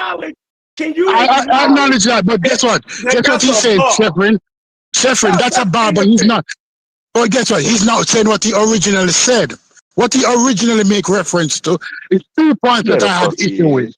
It's 2 points that he had issue with. What He I said, mentioned not what you no, no, heard. yeah, no. But guess what? I heard him say pop culture. He I didn't heard say him say pop culture. whiteness. Yes, he said it in the original argument, not what he just said. In the original argument, ask him, did he make reference to pop culture in the original argument? Yes, he And did he did. make Yes, he did. and did he make mention to white audience in the original argument? Yes, he And did. that's why I called him a crossover Negro, because he acknowledged that these persons were No, I pigeonholed didn't, you as a. stupid motherfucker, man. And I'm not even disrespectful like that.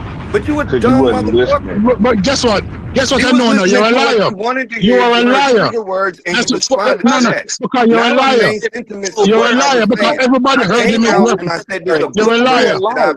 I came You're a out and liar. said, I came on here because I kept referencing the book in the chat. Yeah, Brad but you're a said, liar now. You're a liar because you made reference Brad originally to, said, have y'all and then ever heard, I Brad said, don't have y'all even ever think. heard of the show that this don't even Barack is matter to me. talking So you about? can't speak. So I hit the link and said, no, it's a book. And the book is going over the history of black comedy Right? and And the how book it made it made finally reference to. emerges as its own thing amongst popular culture in the 1980s. Right. That it I'm didn't done. need I'm done. popular, it I'm did done. not I need am pop done. I'm culture done. because here's the I'm thing, done. Stu Peas, Just say you black were wrong, comedians bro. was It's all right, You already man. did, in Ain't bro. no pop wrong being culture. wrong. Here's the saddest part about it that you don't get and we can get into. You don't have popular culture without making fun of black people. Hence people talking about Stephen Fetcher and the Minstrels, Zip Coon, and all the way down that line of history. We broke away from that in the 80s and carved our own lane. How is that hard for you to comprehend? It's just a Now you don't have misunderstanding. this clean He cut giving us comedy props, and on you calling him a mainstream coon. TV no more. A Cosby, you got to live in color. You got the emergence of Martins and all these other things.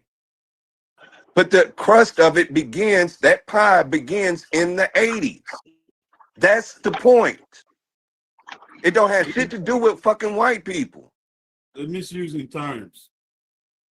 What the popular and the public is doing in terms of art is not pop culture. Pop culture was coined by Andy Warhol in the modernist period. And it had to do with the fast movement of art, that art could be whimsical and flimsy. And then that proliferated into the postmodern period and into period where you have, so when you're using the term pop culture just to be synonymous with white people, it's misappropriation of the term. It really means you don't understand and have never done research on pop culture, and you're recreating pop culture with what is done amongst the general populace as art, and they're not synonymous. That's the thing, bro. How you gonna don't lean on it, bro? Like You don't study this shit. I know this you shit, gonna man. lean on it. Bumbleclad, come on. I mean, we get that you know parts of it, bro, but that ain't what that man was saying. He wasn't comparing them to white people or white popular code, none of that. I know he He was. just That's what I explained what said. he He was was not talking about. comparing him to that, And but so, somebody else is misappropriating terms to but it's use it cool. to mean It's white cool. people. And it doesn't mean white people. What he said is that the thing was mainstream. It was put as a genre and accepted into the main culture of America now. That's what he meant. So now I could teach black comedy in the classroom as a genre in literature. Before that, if I had to refer to black comedy, it would be Negro comedy or arts done in the Negro community because there was no genre. There was nothing accepted and canonized. But he's taking that as you being accepted as white people and you need validation from white people. And that's not what the book is saying. And that's not what Yeah, bias I don't like what y'all saying. That if that's how you say, I agree. I think I'm on Steve D's. I don't like what you're saying. But he didn't say it like that. He didn't say it like that though. That's the That's how I'm issue. Like taking it. I heard when he said it, I was in YouTube. He didn't say it the way that he's interpreting it right now. I'm saying what He he's saying. has to re-explain himself Anathema, over and over Anathema and again that he Vyasa are didn't not saying explain the it like same that. thing. Anathema and Yeah, Vyasa not saying the I same don't know thing. They why got we they got yeah. two different I positions. should be able to just let that You ride not and have just to. keep moving. Are you in agreement? Am I explaining what you're saying?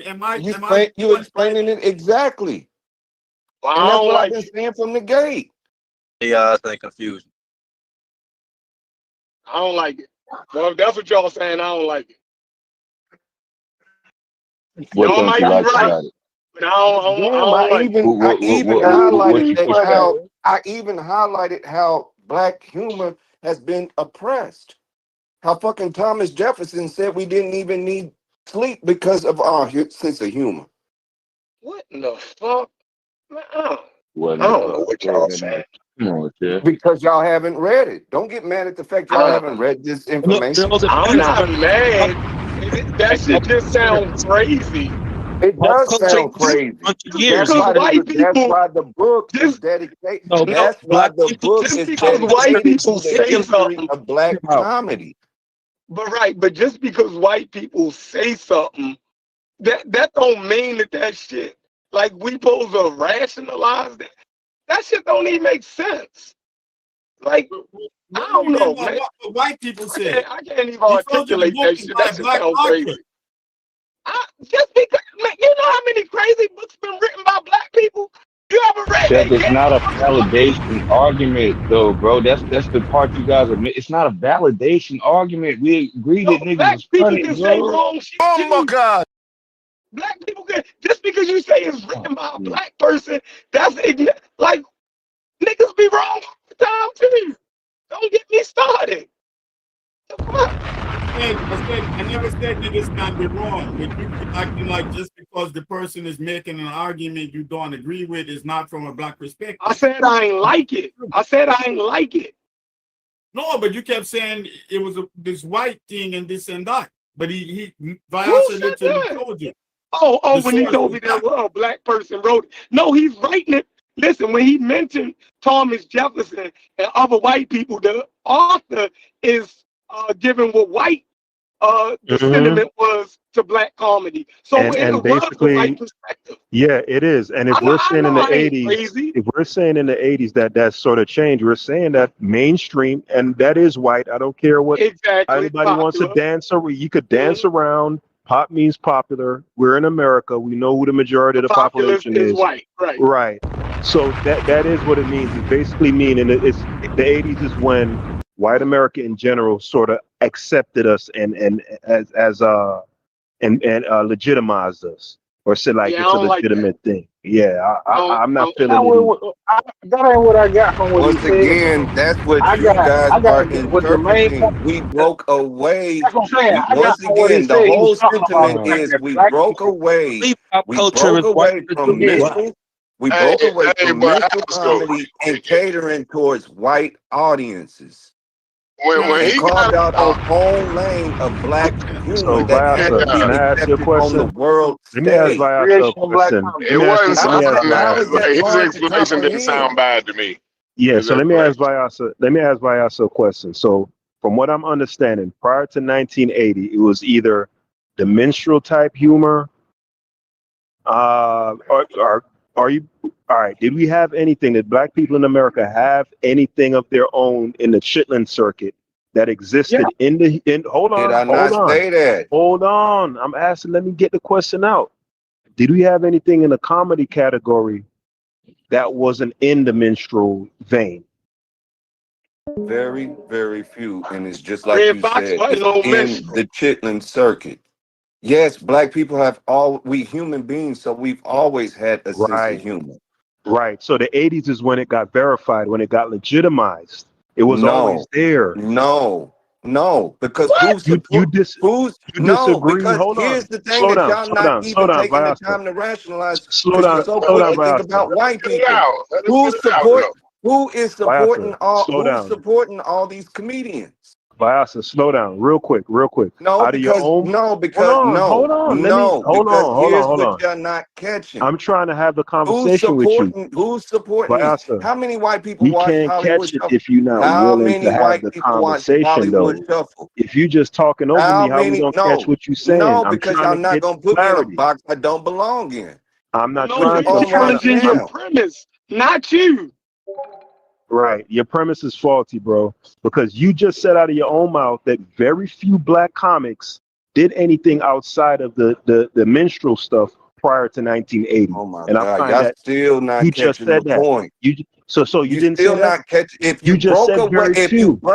break away from the tradition, if you're talking about comedy, and I acknowledge, yeah, we've always had a sense of humor. You We said it was black very people, few. we're human beings. Of You course said we it have was a sense. very Of few. course we have a sense of humor, but you have a Rasta. genre. You have this entity that hits So we its didn't have a threshold. genre That before. hits its threshold in the 80s. Now all of We a sudden, didn't. people. Now all of a sudden, instead of people going in masses of the black people to listen to, let's say, a Jesse Jackson or whoever's doing political speeches at the time, niggas is going to watch Eddie Murphy instead. Niggas is tuning in to A Living Color and what Robert Townsend is doing. A So new that came out of phenomenon. A nowhere. new When y'all say phenomenon pop hits the culture, scene called black comedy. when y'all say And pop that came culture, do you mean the consumer or the actual entertainers? Because that thing flipped. It's all encompassing.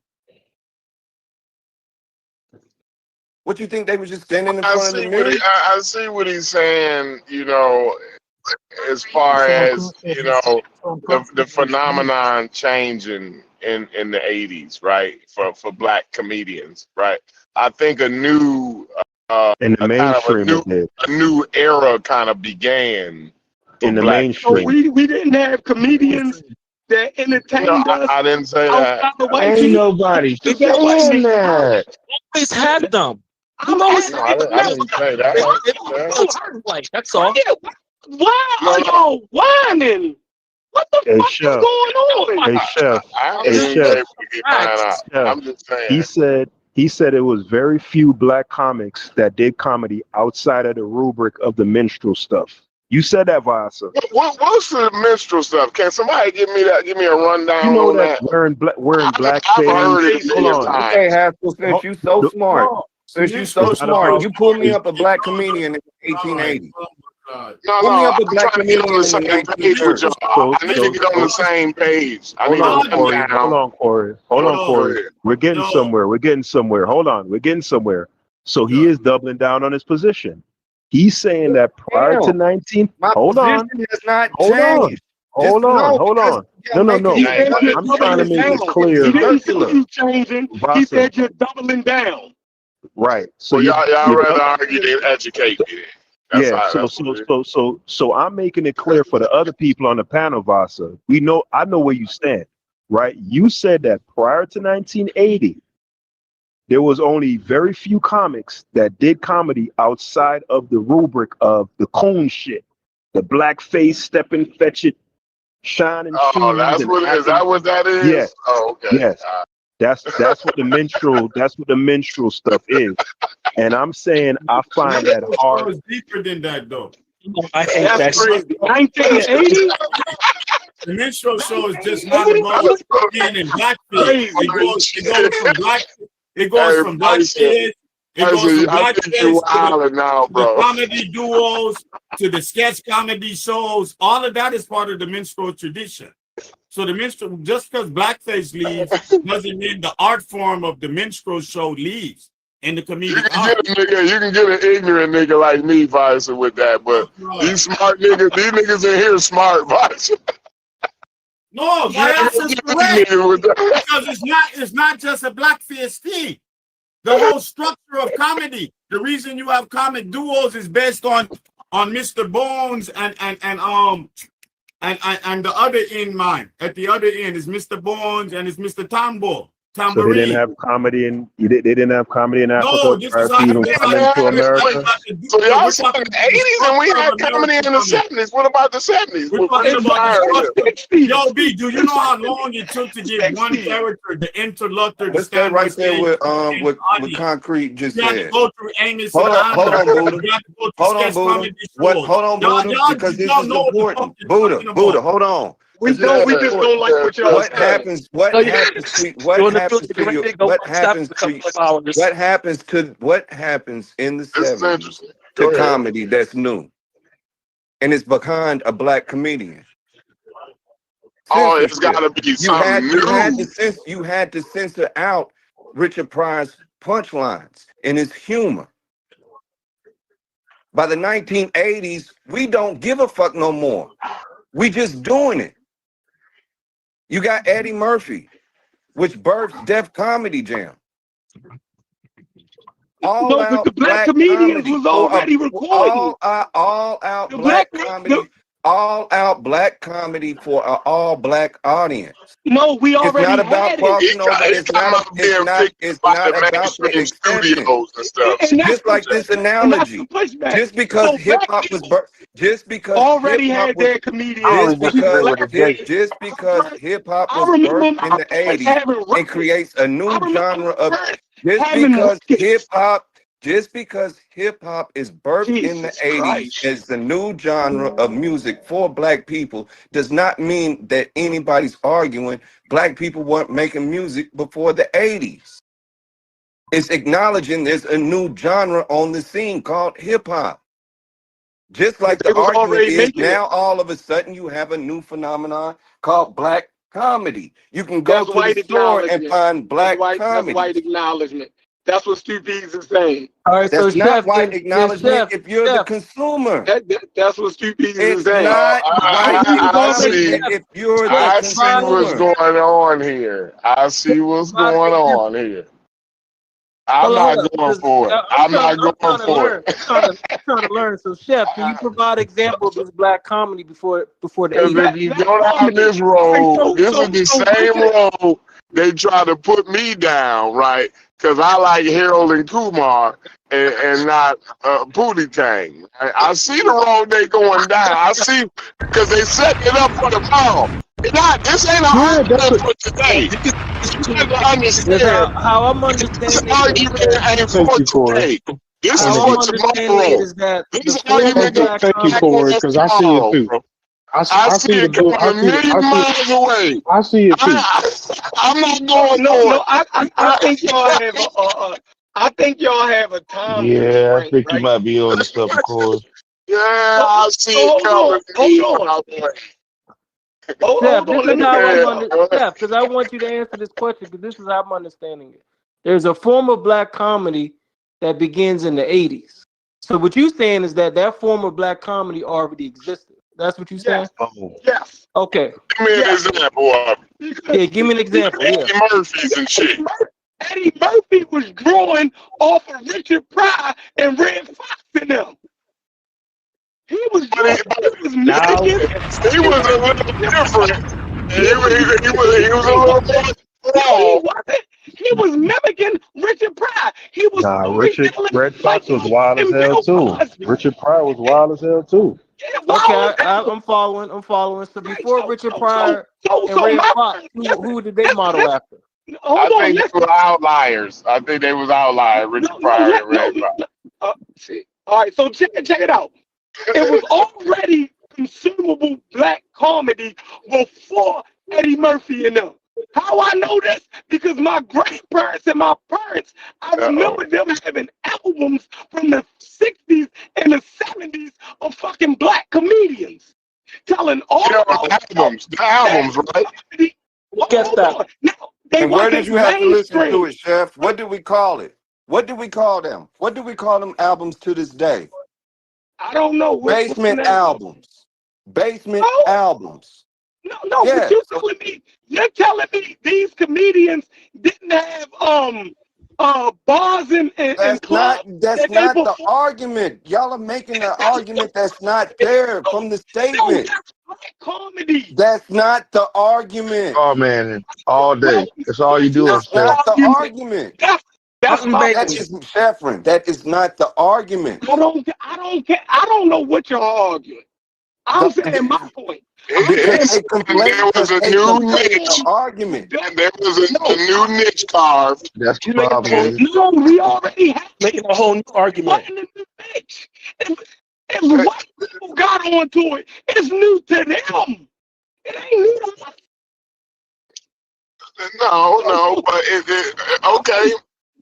And then more mainstream. It became more mainstream, right? So basically hold on. it's creating a genre, a mainstream genre for black people in the 80s.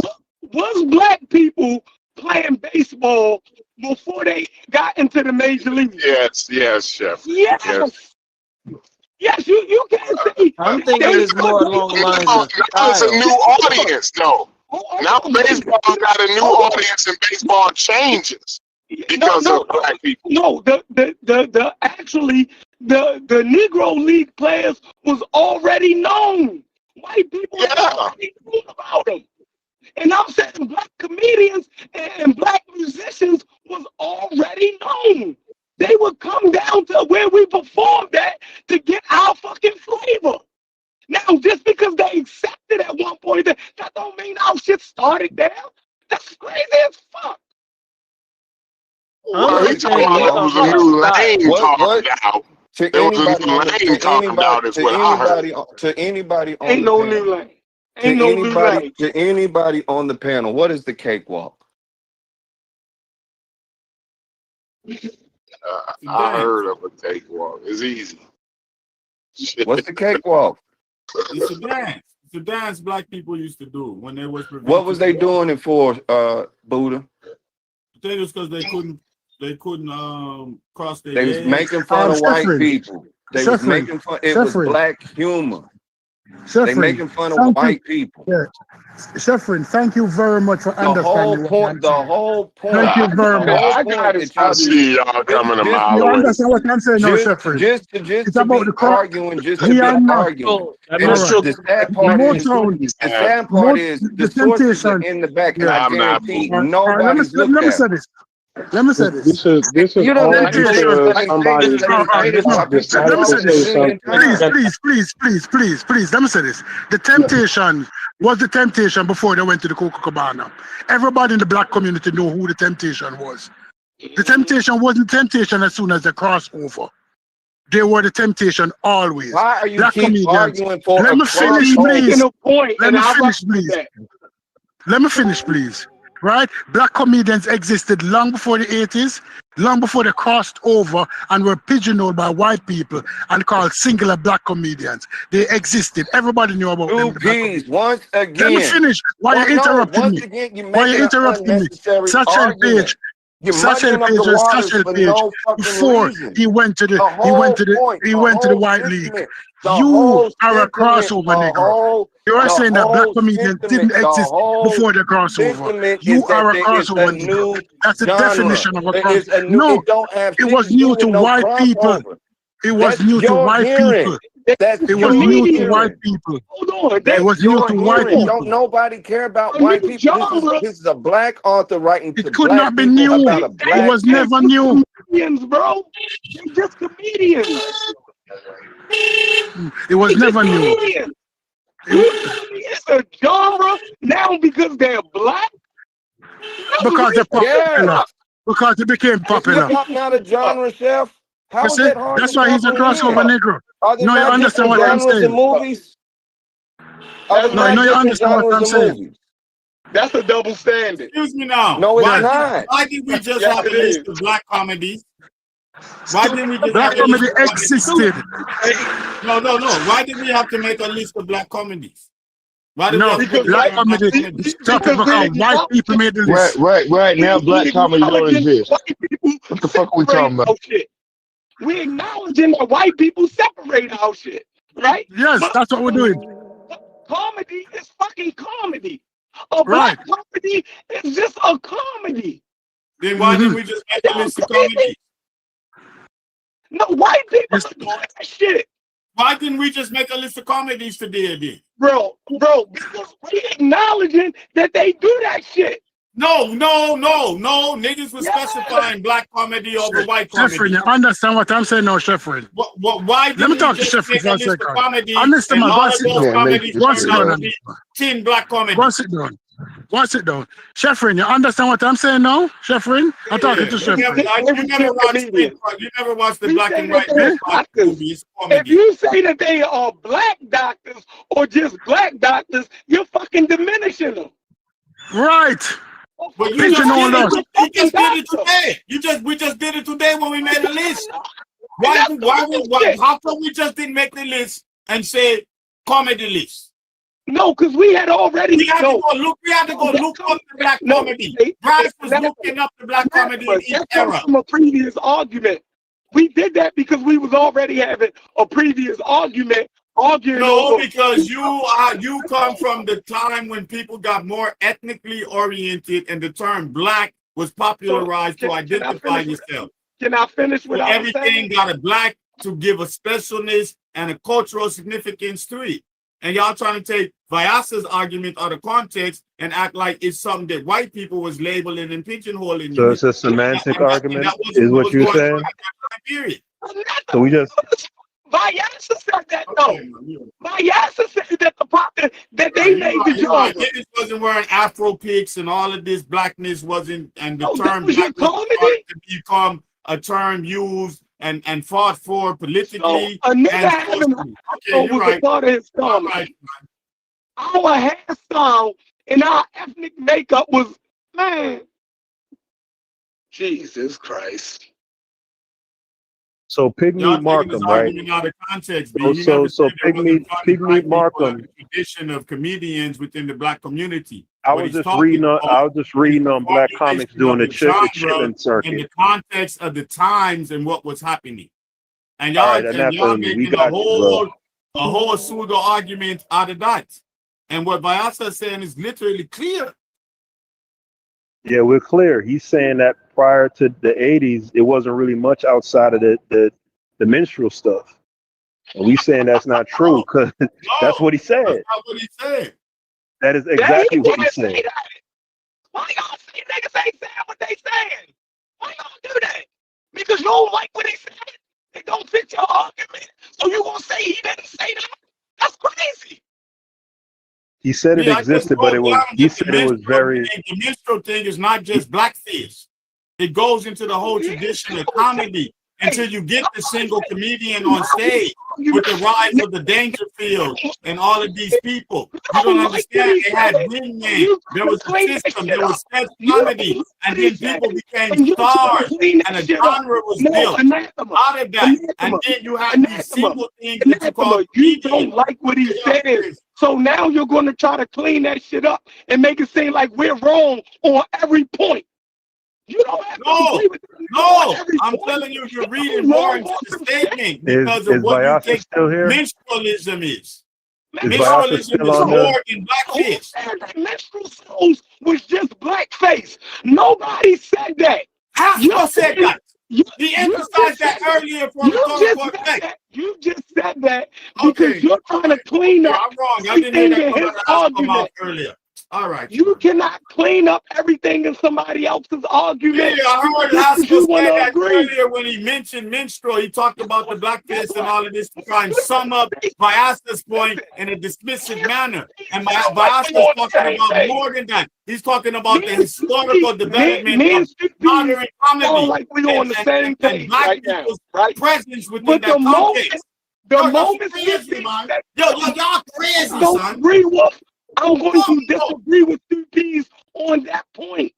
I'm not going. Why do y'all niggas do that shit? If it's something that he said that you don't agree with, just disagree with that shit. Don't keep making it seem like we're saying everything fucking wrong. That shit disingenuous. You ain't got to agree with everything that nigga say because you agree with his overall point. Just arguing every fucking thing. You try to clean up everything you say and then say that he's not saying what he said. That's crazy. Because that's not what I said. Even with the acknowledgement of a mom's Mabel. More. Go ahead, Aspen. Go ahead, Aspen. I wanted to say something, Vyasa. So I want to read a definition of minstrel show, right? Because people love to play these little semantic games. So it says the definition of a minstrel show, a type of stage entertainment featuring songs, dances, and formulaic comic routines based on stereotyped depictions of African Americans and typically performed by white actors with blackened faces. It developed in the U.S. in the early and mid 19th century and was widely performed until the mid 20th century, but it is now regarded as highly offensive. So all that stupidness that Anathema was trying to say, well, minstrel doesn't just mean the blackface, it's bullshit. Okay, minstrel is strictly about niggas cooning. That's what it is. Okay, and white folks making fun of black people, stereotype shit and coon shit. That's what it is. Don't try to change it now or dress it up. Right now, to Vyasa, again, I'm going to repeat what you said, and you could clean me up. You said that outside of the minstrel stuff, right? There was very few people doing, as far as black comics goes, very few of them doing anything outside of that rubric. Did you say that or no? The audience and the audience and comedic performance to where this is a norm, a complete norm amongst African Americans. So what were they performing on exist. All those comedians that you're about to list are going to be called basement comedians and taboo. Amongst black people, they the were calling them that? Or the mainstream yes, was amongst calling black people. Richard All Pryor's right, so hold albums on. was not played in the fucking living room when grandma's there. That's not what we're talking about, though. That is what I'm talking about. I'm talking about the emergence of a new genre in comedy that's unapologetically black. Right, so let me ask No you this. holds barred, and it's all encompassing in black people. Black people, not white people. Black people embrace. How is that hard for y'all to comprehend? This don't have shit to do with cross. This don't have shit to do with crossing over. This don't have shit to do with white people, and this don't have shit to do with the appeal to popular culture. Some kind of way we've been kicking back and forth if he trying to be friendly to white people for like 2 fucking hours, yo. For real. Yeah, but he won't let nobody get a word in edgewise. He won't have the conversation, right? So because that's not the how is it that everybody else at least give him the conversation based on how he's correcting you. He's trying to tell you, hey, I'm not trying to be friendly to white people. Like y'all keep saying, all right, I'm just telling you how it sounds, bro. I'm listening to with his book's premise. If that's the premise of his book, we're not arguing with him. We're disagreeing with his book's premise. Can you get that? Right. If he's not saying it, he's saying his book is saying it. So now we can take him and his personal feelings out of it. We're disagreeing with the premise of his book if that's what his book is saying. Can you get that part, Logic? So it don't have to be personal? Y'all are still making a separate argument. Fuck it. All right, so Vasa, if you could hold on real quick, I want to read something, right? So this is from an article talking about comics in the 30s and 40s, right? And it says here, Stewart danced in Cotton Club musicals like Stormy Weather and Cabin in the Sky. He formed a comedy team with comic Sammy Gardner, and they toured the Chitlin circuit as Sawdust and Sand. Their stage names were typical for the era. Among his Chitlin circuit contemporaries were Pork Chops Patterson, Ham Tree Harrington, Crackshot Hackley, Pigmeat Markham, and the comedy team Stump and Stumpy. So what I'd like to ask is, specifically relating to those Chitlin circuit comedians, were they doing minstrel type stuff, or were they doing Negro/black comedy that's outside of the rubric of the minstrel stuff? You would have to look at each specific performer. There's no absolutes. There's no absolutes. You'd have to look at their routine. Haskell, type it in your chat. Have to look at their routine. Each name and X was their minstrel performers. Right. Okay. And y'all leave how you kill them on that. Y'all once again, y'all trying to put me in my statements in a box. No, that your I never book said. statement. Your book, not you. Even Stop the book, taking it personal. even the book's premise. You got to put yourself in the time. Even what y'all don't understand, and like once again, the book is in the back. I would think if you would put yourself the in the author time, is in the back. It's going through the history of black comedy, and it's saying it hits its core. Hey, I don't have chat. Somebody else it hits its zenith. and is officially seen as a new genre, new phenomenon in the 80s. It's not saying that no black person was funny before the 1980s. Regarding the It's not But that's the arguing pushback. that. But that's the pushback that we're But getting by. also, can I respond to what Haskell said? Because he said, Go ahead, Anatha. how are they doing minstrel? The dual comedy comes directly out of minstralism, as I said. The dual comedy was then removing the seats on the stage and taking the end men, who were the two end men that became, who are called Mr. Bones and Mr. Tanbone. Those two end men and their interaction became the basis of dual comedy within the black community and the white community. That's why you have Amos and Andy, and you can go down the line. Now, when you had the single comedian that stood in front of the crowd by himself, that was the interlocutor. He was the interlocutor. And now those things were removed, and the primary characters from the minstrel show emerged as caricatures that were exploited and explored as comedic for their comedic attributes. Would Picnic Markham fall? So when you start saying that, yes, he would be an interlocutor. Hold on, slow down. Let's just have a conversation because I'm trying to learn as we're going, right?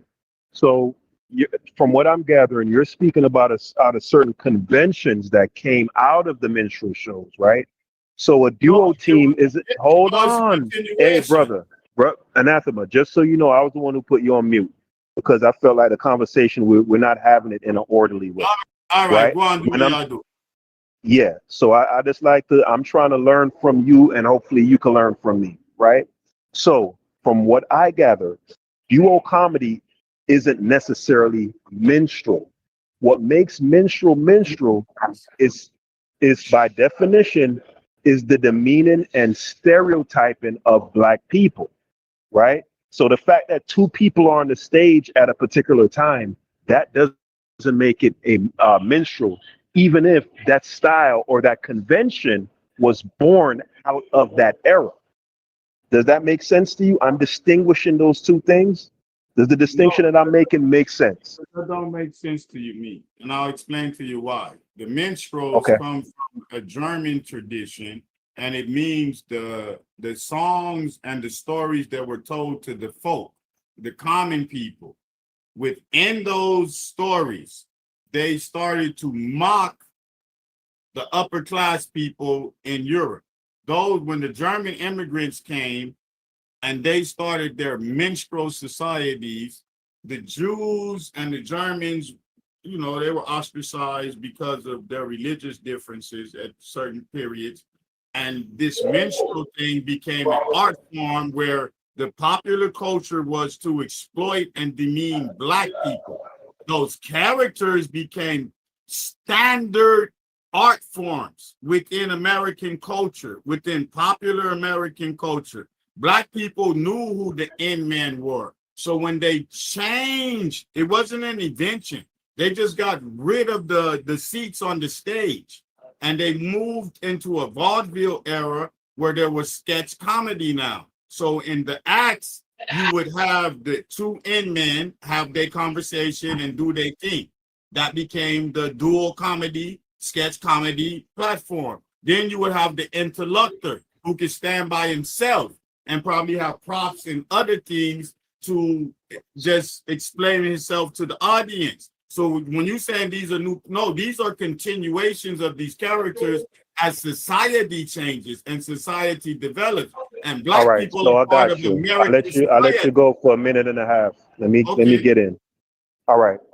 So if I'm clear, for you, what's the defining element of what makes minstrel comedy are the things like the duo comedy, not the demeaning and the stereotyping stuff. That's not what defines what minstrel is. It's the duo comedy. Hold on. I'm asking a question. Let me get the question out. I want to get a clear answer on this. What are the defining elements of what makes a minstrel show within the American context? I'm saying that what defines a minstrel show, because remember, it started off with white people, not black folks. It was white people in blackface within the American context. So that We eschewing all that German, give a fuck about that. In the American context, minstrel shows were about white people in blackface disparaging black people. Do you agree with that or not? That's a simple yes, B. I'm not talking about the minstrel show. Okay. You go from the minstrel show to the Great. minstrel show's effect on the minstrels in popular culture, which becomes American culture. So certain characters, because of their effect on the crowd, are selected and placed in what is called vaudeville, which becomes the basis. Great. Slow down. Let's slow the conversation down. Right? All right. So let's say we're transitioning from the era of white people in blackface to now black people getting involved in that sort of entertainment, right? Now, Amos and Andy, in your opinion, would that fall within the traditional definition within the American context of minstrel, meaning like cooning and acting, in stereo? Hold on. Is Amos and Andy acting in stereotype type of comedy? Yes or no? You skip, B, because you don't understand when the minstrel art form was developed. No, I'm saying, can you answer my question though? No, your question skips though. That's fine. We can go back. Hold on. We could go back. Anathema. So just for the sake of our argument, can we address that and then you can go back? Does Amos and Andy fit the definition of minstrel in the American context? Meaning cooning out, doing stereotypical bullshit. Yes. Boom. All right. Now, what would you like to go back to that I skipped?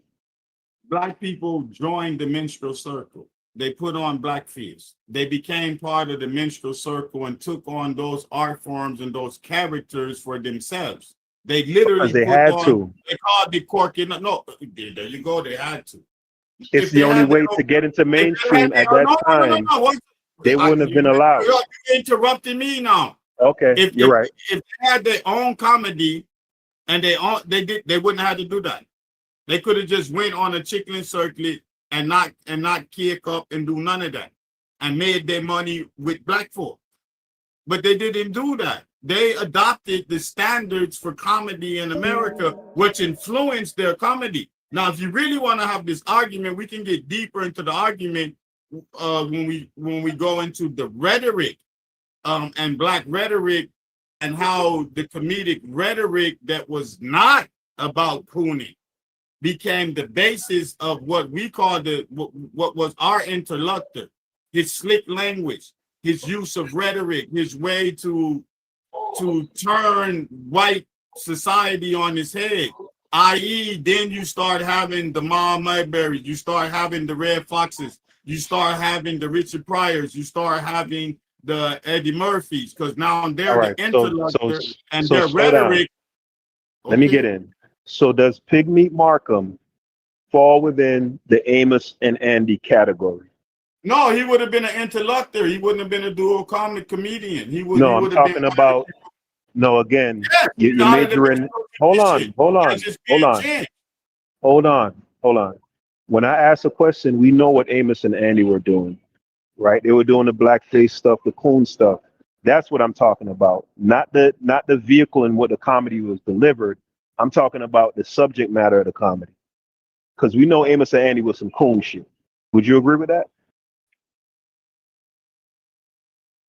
Yes and no.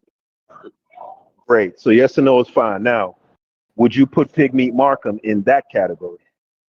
I told you he was the interlocutor. So the interlocutor, by definition, Yeah, see. Hey, somebody else get in. That's why I don't like people don't have these conversations honestly, dog. They just want to dance. Conversation honestly. Do you know what the interlocutor? Who's the interlocutor? When I use that term, who is that? This is the fourth time. This is the fourth time that I'm gonna say the whole duo versus interlocutor thing has nothing to do with my point. I'm talking about the subject matter. Can you be an interlocutor and be? And I'm telling you, the interlocutor, your because comedy, of who he is, has a more freer subject matter. That's the whole point of being one single stand-up comedian and not a dual comedian. Can you be cooled out? Can he be cooned out as an interlocutor? Anathema. Yes. Right. And can he be not cooned out as an interlocutor? You cannot be cooned out also as a dual comedian. But when That's you the talk point. about That's why I when you again. talk So about the slow origin down, of it, slow like, down, anathema, slow down. So that's okay. why I say the whole interlocutor and duo thing is tangential to the point that I'm driving at. I'm driving at the idea. Listen, let me finish. Hold on. Let me I'm see something. I keep saying my burn. I'm driving at the idea that there were a cadre of black comedians that were doing comedy in the vein that later developed into the Richard Pryors and the Eddie Murphys way back in the 20s and 30s. They were doing it outside of the specter of the whole cooned out shit. I'm talking about the cooned out, self-deprecating, stereotype shit, not the style it's delivered in, and whether it's two people on the stage or one person. If I have to repeat that again, I'm just gonna bow out of the conversation.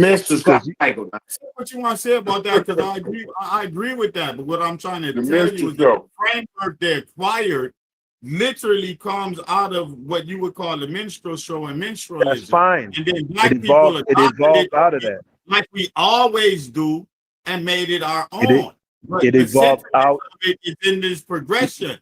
And Yeah, then that's by fine. the time we get to the 1980s, because of civil Yeah, rights but what Black Power anathema, movement, and all of this, now we carve out anathema, a space that is anathema. recognized in What America. that's That recognized. was my essence point. Right. It keeps I coming don't know back. what you're And saying. hold on.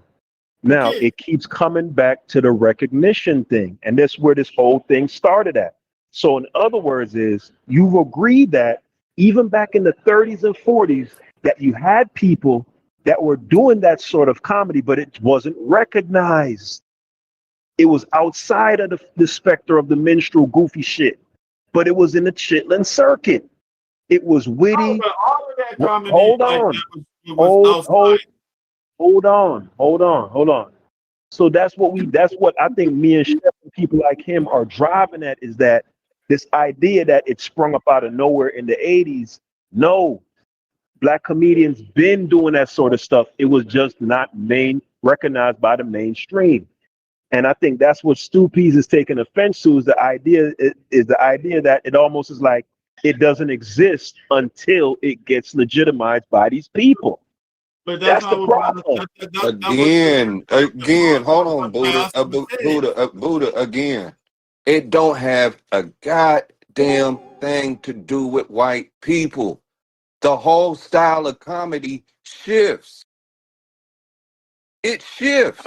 I can literally see the shift they talking about in the 80s. That's what I'm saying too. Like I see what he's saying. All right, so let's define the shift. There What are gotta the be a common way. There gotta be a way to merge. It's because it sounds too close to being friendly with white people, yo. This AI has all the answers. Let me say you this just real do this, quick. Haskell. Google this. How did comedy, and you can put black, how did black comedy change in the 1980s? But look, and I know like a lot of people will talk about, Sheffer talked about how a lot of those people were looking back towards like your Eddie Murphys and your Richard Pryors and your Red Foxes and those type of guys, right? And I would imagine, of course, you're gonna look back to those guys no matter what the circumstances is, right?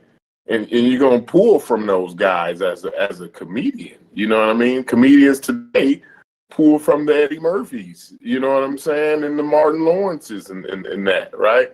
But it's an undeniable like shift in the way that the comedy is more like accessible. I guess like this is our type of area. Like you can see how they kind of claim this area, kind of. They kind of get in their own little area and they kind of like shift the whole dynamic of the comedy thing. You know what I'm saying? And it becomes it's a lot of politics in it. right? Which it always been, but like they kind of become more unapologetic about how they do their comedy. What's funny to black people? You know what I'm saying? Yeah, it became more mainstream. Our form of Black comedy became mainstream. They had their own entertainment simultaneously while Crystal was occurring. Black folks didn't. The Mister was imposed on them, and they took advantage of it. But simultaneously, African Americans at the time had their own entertainment. Right. Yeah.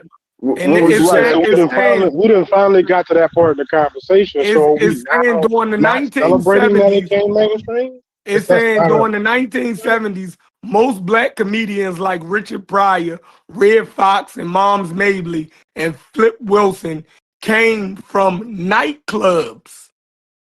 They wasn't mainstream. They were performing their acts in nightclubs. It's saying in the 80s, right? They became mainstream. They got on television shows and shit like that.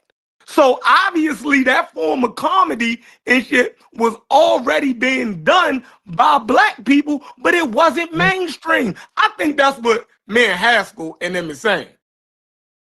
Okay, and I don't see nothing wrong with that. I don't think they saying there's something wrong with that. They saying no black people wasn't doing what Eddie Murphy and them. You're not catching, hold on, let me finish. Chef, in that statement. What you not they catching saying in that black statement? people wasn't Chef, doing what you not catching in that Eddie statement? Murphy. They what saying you that not black catching in that statement, Chefrin, is this. When you say mainstream, right? When you say mainstream, is there a black culture? What do you mean? Is there black culture? Is there black culture? Yeah. So did it become mainstream in black culture? Or did it become mainstream to white people? To white people. White people. So in the 1980s, white people was watching Hollywood Shuffle. No, we got a platform. We was in able the to put our 1980s, right? And that's kind of what I was saying, though. I think Jesus Christ. The more in the 1980s, so you're gonna in the 1980s, boil when it they down. made Hollywood, You're gonna boil it down to Hollywood when Shuffle. they made Hollywood Shuffle. Out of what I just said, right? I'm using that for a reason. No, but hold on. Out of what I just said, in the 1980s, you're gonna boil it down when they made Hollywood Shuffle. Was that for white people? Hold on. Was it for white people? Yes or no? Listen, I don't care. Listen. Well, out of what I said, right, you're gonna boil that down to a Hollywood Shuffle.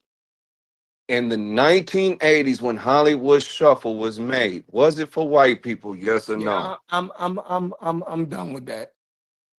Okay, be done. And I'll speak We're for not myself. having we're not having an honest conversation. No, it wasn't. But comedy becomes more mainstream. Comedy. I mentioned that these black stand-up comics was in nightclubs. More mainstream. I said that these black comics. I said that these black comics was in nightclubs. You're so ready to argue. I said that these black comics was in nightclubs. I said why do people act nightclub. Like now we said that these black. Now we going home. I said that these black comics, even these albums, that nobody is denouncing, even these albums that nobody's denouncing. Because y'all are not catching the vital part. Y'all are not catching the vital part. Red Fox album was considered taboo even amongst black people. I'm blaming you, Chef. You didn't set enough from basement albums. You had to listen to that shit in private. But they were doing it. That's the point. Watching. Now, opposed to the whole they were doing it. The form of comedy existed. What you're not catching, Shepard, I don't care what you're saying, bro. I don't care what you're saying. I'm saying that our form of comedy had already existed. I don't give a fuck who started listening to it. Comedy. George Carlin was at nightclubs. The comedy nightclub had just become a real thing like that. They were doing it before Eddie Murphy and them. The point is, they were doing it before Eddie Murphy and them. And a general in the Americas. They were doing it before Eddie Murphy and them in the 80s. Fuck out of here. That's the point. And I think where everybody can agree is that it did become more mainstream in the 80s. Everybody So agrees. not that Right. it wasn't being Right. done. I can acknowledge that. I can acknowledge that. Right. So now that we But got to that's that part of the against what we're conversation, saying. are we upset about it going mainstream? No, ain't nobody upset about it. But to say it didn't exist before then, to say that it didn't exist before then, is what I'm having a problem with. Minstrel is still going on till today, right now. What we're looking at right now in our entertainment. That's what y'all saying. So let me read something real quick, right? So it says here, Lenny Bruce is widely recognized as a major precursor to Richard Pryor. Alongside Bruce, other comedians like Red Fox and Dick Gregory are also considered key figures who influenced Pryor's trailblazing style. It says challenging conventions. A stand-up comedian in the 50s and 60s, Bruce was a relentless social critic who openly addressed topics like politics, religion, and sexuality with a freewheeling and profane style. He was frequently arrested and prosecuted for obscenity, bringing the issue of free speech and comedy to the forefront. Pryor himself has stated that hearing Bruce's work changed his life, inspiring him to be more raw and truthful in his own act. So I want to say something following up on that, right? I always heard Eddie Murphy reference Lenny Bruce. But go ahead. Yeah, this is the point that me and Chef keep speaking to, and I feel like people are being disingenuous and not having a conversation in an honest way, right? Everybody is on the same page in regards to when this thing blew up on a mainstream level. Ain't nobody arguing that, and ain't nobody got no issues with it being mainstream. What we're taking exception to is that the fact that guys like Lenny Bruce weren't mainstream, it's almost as if it didn't exist. It's saying that genre wasn't a genre before 1980 or before the 1980s. But I'm sure Lenny Bruce wasn't a one-off. I'm sure it was other black comedians making social commentary. He wasn't in the nightclub by himself. It was underground shit. Is basically what they said. Right, and that's what we're saying, Corey. We're getting the intimation that because it was underground, it don't count. It don't exist. I don't. May I say something, man? 'Cause that's crazy what you just said. That's literally crazy. Well, that's how we was interpreting what y'all was saying. So if y'all wasn't saying that, we can leave it. But you about to create another argument. I promise. I'm about to create another argument. You're going to create another argument. If that's not what y'all was saying, then we can just leave it. I'm about to respond exactly to what Haskell said. And I started with that's crazy, and I'm going to tell you why. Because Vyasa never intimated that. That's not the intent. I don't know. No. I wouldn't speak that quick. I even talked about how the comedic development of the interlocutor. You said that everybody before them was minstrel. Period. You said that everybody before them was minstrel. No, spell that shit. I talked about specific aspects of the minstrel show that were taken out and made into characters, and I even said that the interlocutor changed during the civil rights era. That what they got to talk about became something different that inspired what Vyasa is talking about to even occur. I literally said what Haskell just read when I broke down that. And it's crazy that goes over your head. Why was you arguing? No, he's arguing. What you're not catching is the argument is this. No, I'm not arguing. He's saying the argument that we cross over niggas and that we're appealing to white people. Let me finish what I said. Then we clear then. I'm telling y'all niggas gonna keep arguing. If that's what you were saying, then we're clear. Now watch this shit continue. So can we all agree that that 1980s style existed at least as early as in the 50s? Can we all agree on that? Once did anybody announce that? Hold on now. Was Lenny Bruce in the 50s Haskell? Yeah, 50s and 60s.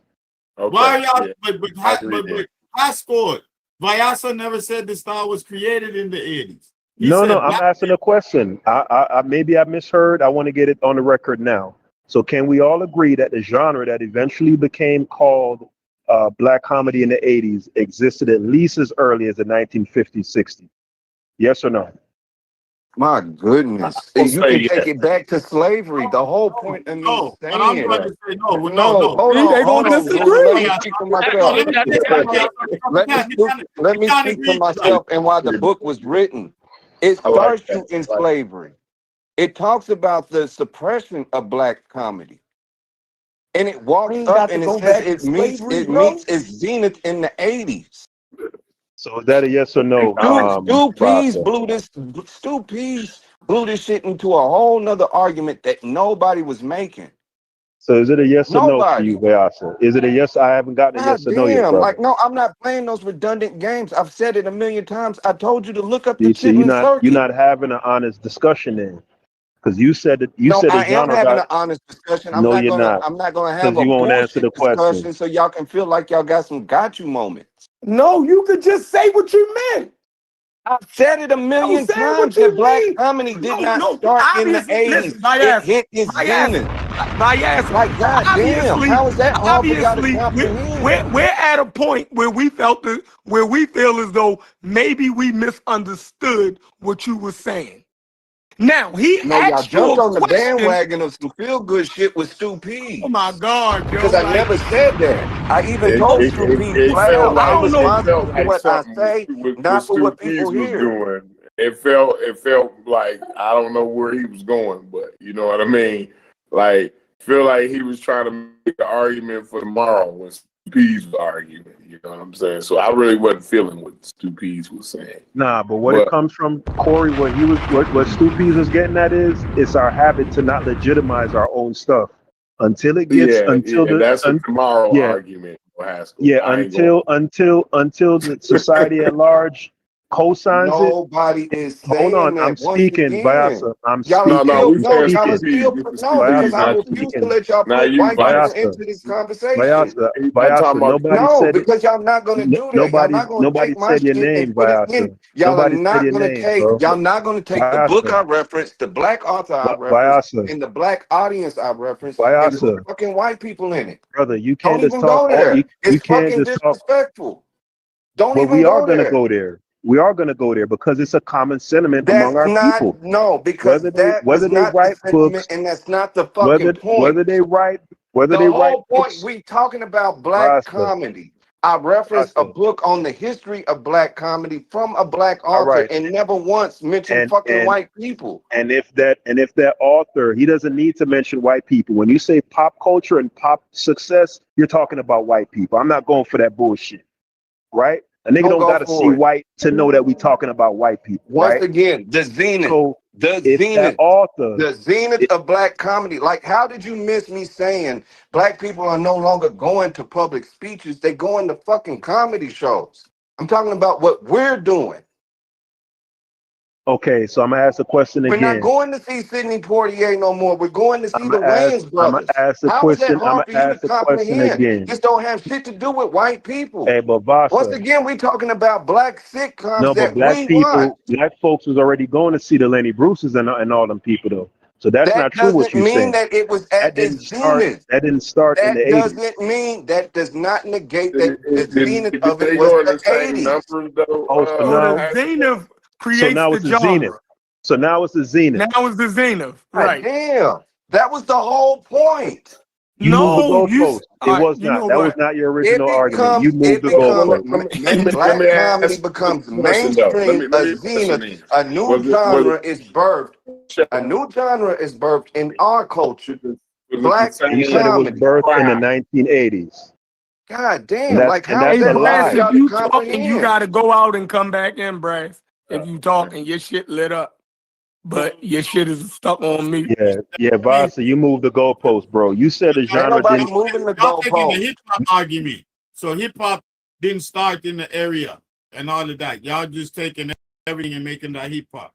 So I'm there's no asking starting though. point. I'm asking though. Okay. Is it in the when was Lenny Bruce and them like was the same amount of people going to see Of course not. Richard Pryor and them, because Richard Pryor bled over into the 80s, so he's a good example, right? Now, did he have the same amount of people seeing him when he was underground? Of course not. And then when it became, in the 80s, when they carved out this new niche per se, right? Is his audience bigger then? Of Now, course obviously, we're talking about the black people here, not just white people. I'm not including white people in this. I don't care whether white people finally start going to see Richard Pryor. I'm saying, was he filling up a bar that seats 50 people, right? And then once the 80s, after the 80s, he doing, the Coliseum and shit. You know what I'm saying? Like, so because that makes a difference, I think. Let me answer that. See, but that wasn't his argument, though. I think that makes a difference, though, because Here's my argument. That's a definite change there. Nah, you made a genre argument first. You said the genre didn't really exist till the 80s. Now you moved to some Zenith. To some Zenith shit. Yes, you did. I never You did say that. You did say that. No, I didn't. Bro, all right, yo. See, man. Logic, where you at, Logic?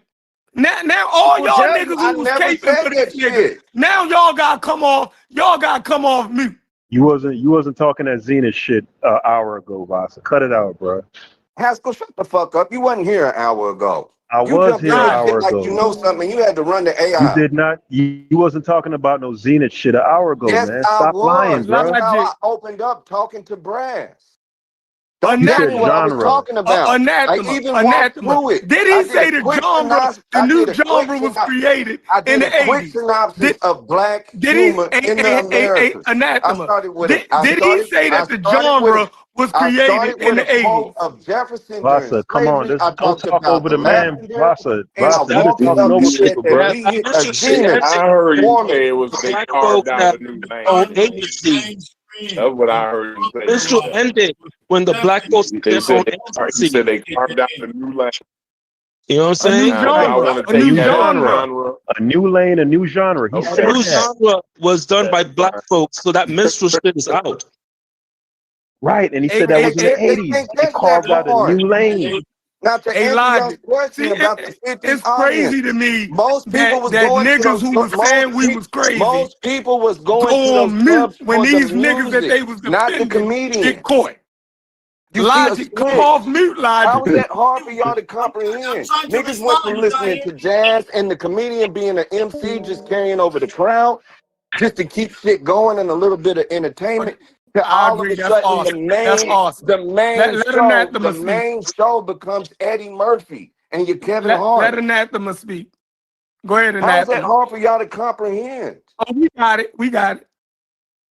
Yo, what he said was that in the 1960s, you gonna clean that up for him now, Anathema? You literally gonna sit there and do this? What he said was that you know he gonna do it. You know he's gonna do it. I can't even trust you no more. It became acceptable. I can't even He trust you no more, man. Oh God! Y'all niggas killing yourselves at this point. Hey, Logic, come off mute. Come off mute, Logic. Are you gonna let me talk? No, you already fucked up. You already fucked up, bro. You didn't say what you saying. No, you already fucked up, bro. He didn't even. He didn't say a new genre said was the 80s shit was some in the new 80s. shit. He said it was some new shit in the 80s. He said that, dog. He said that the new genre was created in Niggas the think they 80s. so slick, bro. Like, accepted in popular culture. All right, you gone, bro. You done. I'm done with you forever. You dead to me. You dead on these streets, bro. Whatever you said, Chef Rodman. Yo, you dead on these streets, bro. That was crazy. dog, niggas will say anything. Like, look, Vasa think it's some gotcha. He think it's some gotcha shit, right? But on the same token, niggas will say anything not to get got. When niggas ain't even trying to get them. Hold on. Niggas ain't even, hold on. But hold on. Hold on, Anathema. You talking over me though, bro. You talking over me though. taking somebody to task for what they said is not trying to catch him in a got you moment.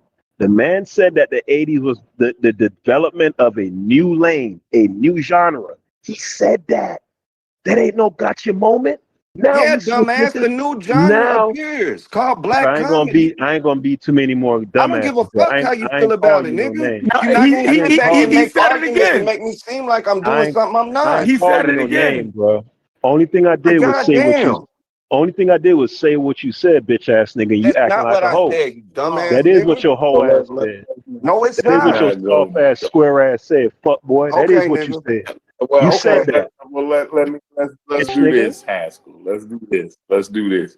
Let me Soft ask ass a bitch different. ass nigga. Like when you talk Let to me Chevron, you gotta let do me this. ask a Somebody different call you on question what you said. on You get the to calling them same names. You's a hoe. Puss ass nigga. that list. We're gonna move past it. We're gonna move past it.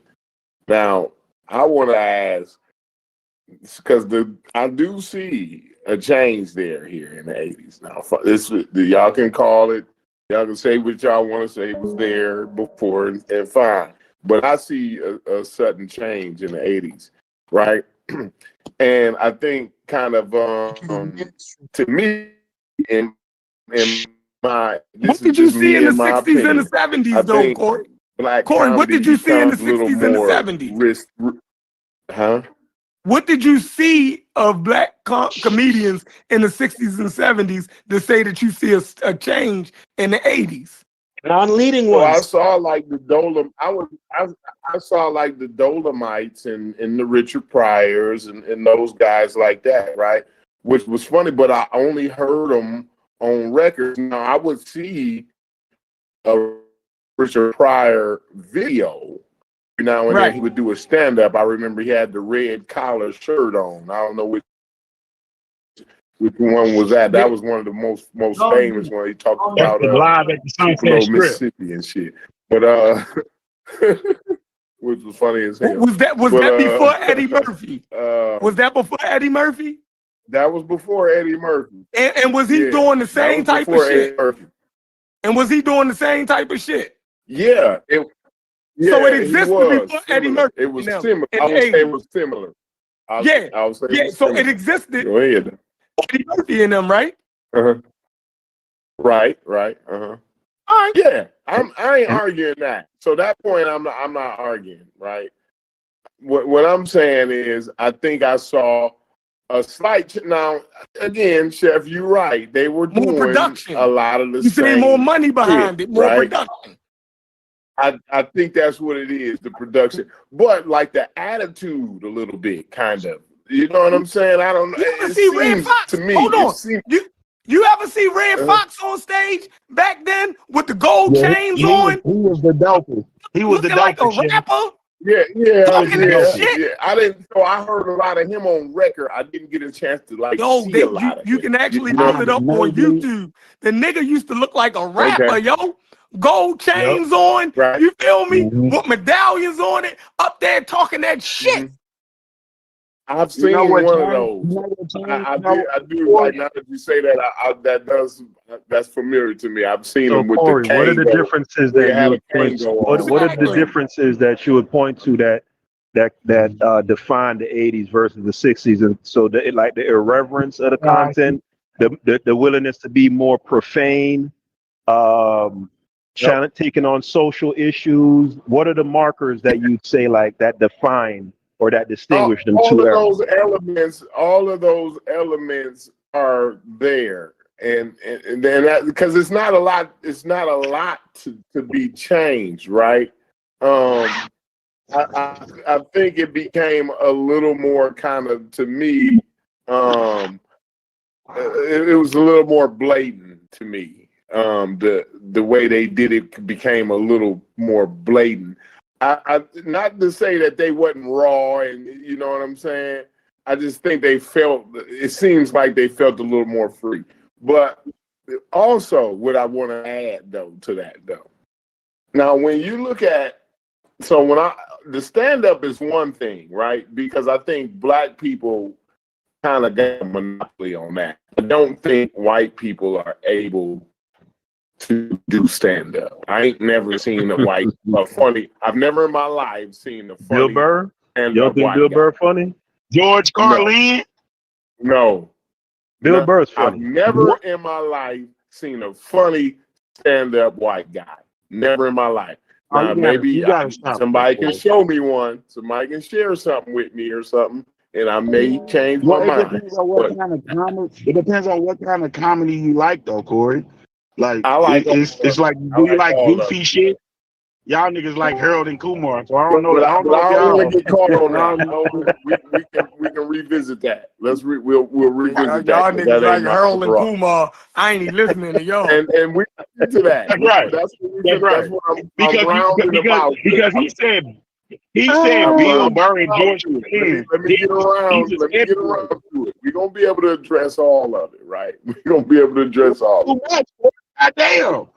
Hold on, give me time now. This is Western style debate. Y'all niggas go on for 10 minutes. Y'all niggas ain't Richard Hitchens and all these motherfuckers.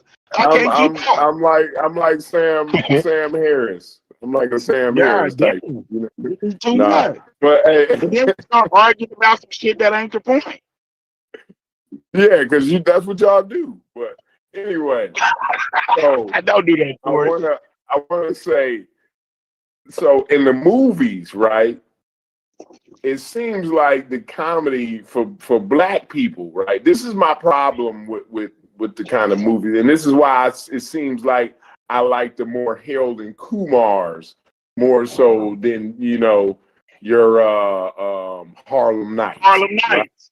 You crazy as hell. I can't let you do it. Now listen. Because and Harlem Nights may not be a good example because that was like an all-star, right? That's one of the best comedies ever. That's like an all-star cast, so I'm not gonna even. That's like a cuss word to do that, and I'm gonna apologize, right? But boy, no, you mean it. That's from your heart. Don't apologize. Let's do like a. You don't think Harlem Nights is funny? It's in your heart. It's funny. See, I want a time frame on what you're talking about. Time frame is my favorite one of the top two comedians in history to me, in my opinion, right? Eddie Murphy. Which one you talking about? So you ain't talking about Richard Pryor? Because he did Which Way Is Up. The other He did all. one is Martin. I like Martin more than Richard Pryor. Right. Richard Pryor. Yeah, you would like be number physical 2. comedy. You like Marlon Wayans and all them goofy ass niggas. See, I don't know. I don't really. They be doing some funny shit.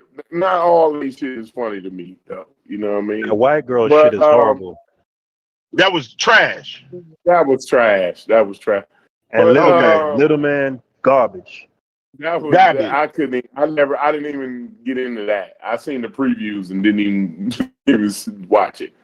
But so what I want to say though is I think like black comedy kind of became over time, it became like the skirt below your knee comedy where white folk was able to kind of get buck naked with it. You know what I'm saying?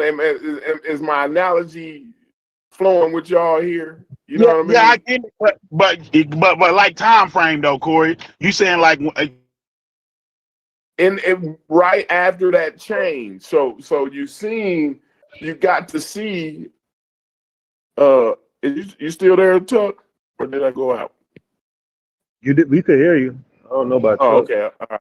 But right after the 80s, you saw the change where they got a little more raw, right? And then you got the Harlem Nights in those movies. What was the other one? The Boomerangs. You know what I'm saying?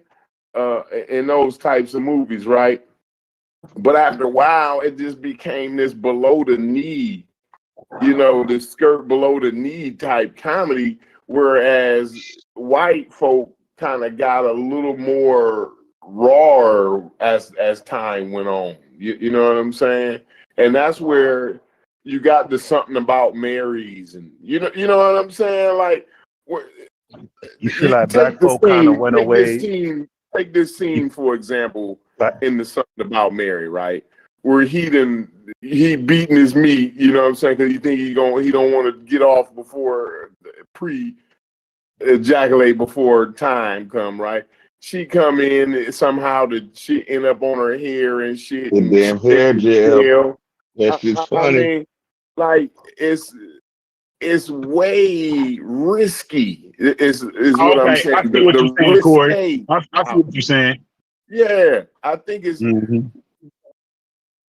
we ain't doing the risque That's not se. We even. got this That's not below the even good knee. We comedy got this though. skirt below the knee. Yeah, it's white boy. That's the white boy That's shit. not You know even they good. throw That that shit line. ain't even that. With Yeah, like, they oh throw No, that. my I'm saying, god. listen, I'm saying, You know why how do we white gotta folks play have our stuff. skirt? Why do we They gotta do play the skirt different. below the knee though? Niggas don't play like that. Niggas don't do certain shit. That's Amen. yeah, You that's know a what I'm fact. saying? Like, I don't know, man. That's a It's fact. But corny. White and jizz in there. white folks, white dudes, and they toe that line. That's just how I feel. They on that. They on that We would line. say that shit phony. If black people did with that white shit, we would say that shit was phony. We Corny. would No, say I them don't think niggas so. corny I as don't think fuck. so.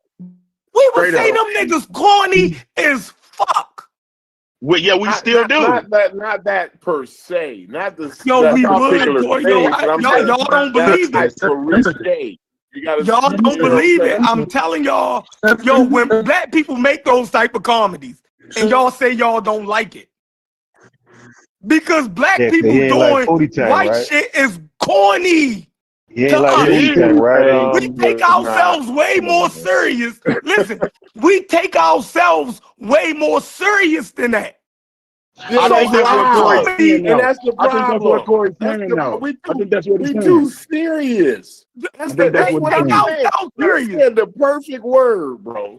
But We take Corey, ourselves when too black people goddamn make serious. comedies like that, you say it's silly. I won't even watch Lil Man and shit like that. You say, I ain't even watching no dumbass shit like that. Because a Little black man, person that doing was shit not. like I that mean, that's not is fucking risque corny to though. black That is people. not risque, Shefford. Little man, it was garbage. You Yeah, that's crazy. not risque.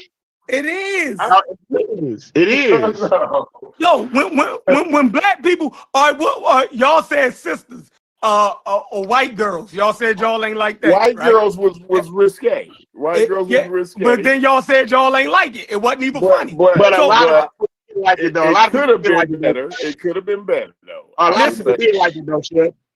is white people? Some No, people we did. didn't Some like people it did. because they was doing white people shit.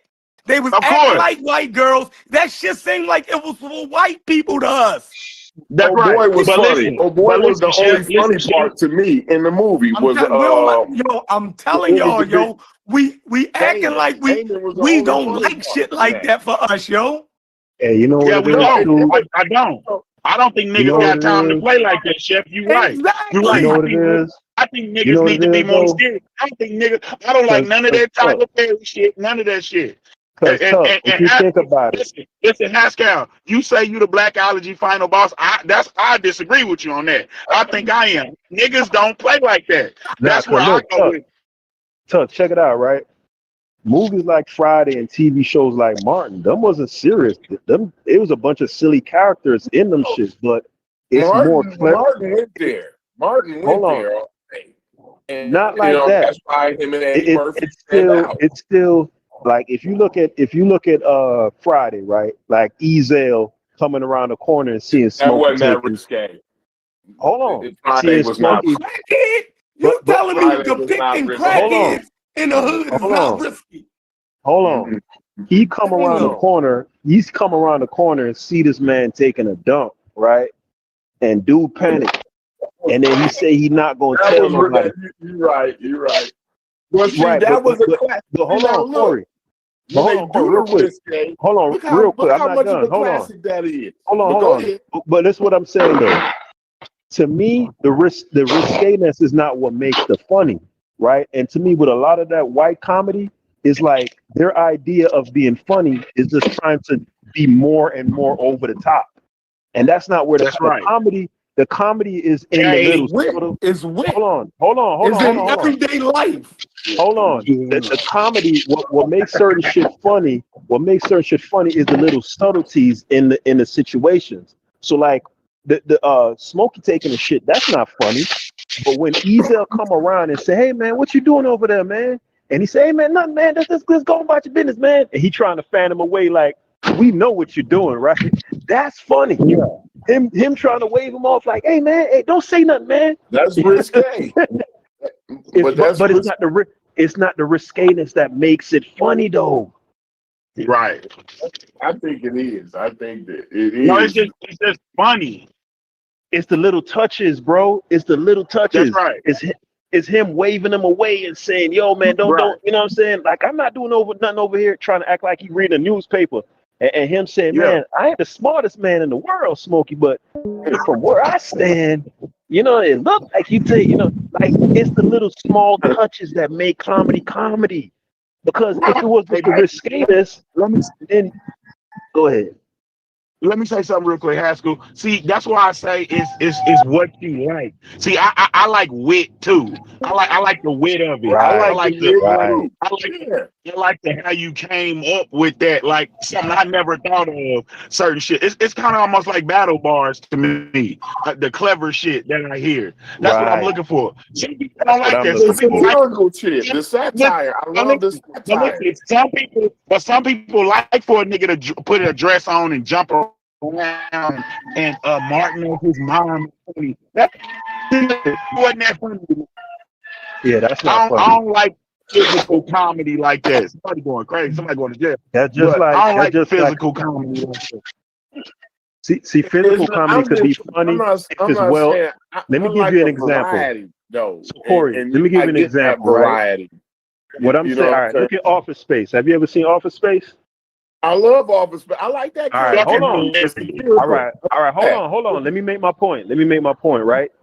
When him and the Indian dude and other white buddy, they got together and they took the copy machine that was giving them hell at work and took it out to an open field and gave it a beat, right? With the Ghetto Boys, to the Ghetto Boys. Yeah, with the Ghetto Boys playing, right? Yeah, to me, that was hard. It's everything around it that makes it funny. It's not just the physical humor of this beating up. It's the fact that you hate a copy machine so much that you're gonna take it out into an open field away from everybody, as if you're doing some criminal gangster shit, right? Then the gangster music playing, and then the Indian dude going. So after they done beat it and broke it up, the Indian dude running back, and they have to hold him back, and it's the little subtle touches. It's the and then the dude. So that's what I'm talking. That kind of comedy, we like the whole Office Space comedy, bro. We not getting that. That's the kind of comedy that I'm talking about, bro. The whole dude with the stapler shit, like, and man, this nigga keeps scooting this nigga over. He done scooted this nigga over for the whole goddamn movie till he went down the basement and shit. Yeah, till he ended up in the bed. That's what. But see, again, Corey, it's the writing. It's the writing, right? Him going to the office party and not getting a slice of cake, right? Them firing the man and not telling him that he's fired. They say, all right, we ain't gonna tell him that he's fired. We're just not gonna give him a check, right? And then dude saying like, yo, where my check at? You know what I'm saying? And then he's saying like, yo, let's move over here. And then before you know it, he in the basement. That's fun. That's funny. That's you feel me? Funny shit. That's some funny shit, bro. And then whole stapler shit. But so, man, listen. I mean, that's what I'm talking about. Like, it's like those types of variety. It seems like we only getting one kind of variety. We only getting one flavor of comedy in black. You know what I'm saying? It's just the skirt below the knee. You know, it's your, you know, now Eddie Murphy, he don't go no further than Nutty Professor. You know what I'm saying? Now Nutty Professor is a classic. It's funny as hell, but like he don't go no further than I think it's more because he's old. He's old now, and you know, well, I'm just saying the black comedians all together. Yeah. We need new blood because the Kevin Hart is the most unfunny human being that has ever lived. He ain't doing what he's supposed to do. We losing it. I don't know. To me, he was never funny. What's going on in the black comedy sphere? to where we not, you know, doing what was started to be done when the 80s, where you got the Harlem Nights. You know what I'm saying? When was the last time it's even been a funny comedy? Now that I think about it, on the black or white side, like I think some of the white comedies have been funny. I can't think of them right offhand, but I think like some of the more recent ones kind of been funny, but I haven't been seeing like a lot of the black comedies that's funny. I'm more of a like where you get the comedy at is more in the TV shows now, like you know, in the old school TV shows, more or less. I don't know, man. it ain't too many black entertainers getting opportunities no more. Anyway, I They can't don't even seem like name. it. It don't seem like it. I think social media got a lot to do with the way, you Oh know. yeah, because they're in social media now. That's a good point. Yeah. That's a good point. So if you Because don't know I them think channels, you ain't gonna see them. You know. because I think that Desi is funny. I don't know if you're familiar with Desi. Yeah, like Kevin Hart. Kevin Hart, like his stand up ain't funny, but he funny as fuck with him, Juicy, and Sanat. When all them three niggas together, that shit be funny as fuck. That shit cringy to me. I can't. Castanet just be yelling a lot, man. Yeah, that shit be funny to me when them three niggas together. I don't know, bro. You got to have some cleverness in the writing for me. Like, it No, ain't I didn't clever. know that natural form. Just niggas just clowning around and shit. I don't know, man. I guess I got to sit down and try to watch. That buddy just be yelling too much. The Castanet nigga, he just yelled too damn much, man. I can't deal with it, bro. But anyway, Like, but that's again, you know, that's kind of why, and a lot of that, the Harold and Kumar is not a lot of physical comedy in that. A lot of that, like you kind of got to catch it. You know what I'm saying? And you know, so like I said, I'm not getting that in the black comedy sphere anymore. You know what I'm saying? So. but you know, to Chef's point, right? Like, look at Eminem, right? Like a black rapper couldn't rap a song about killing his mama. Like, we not trying to hear that.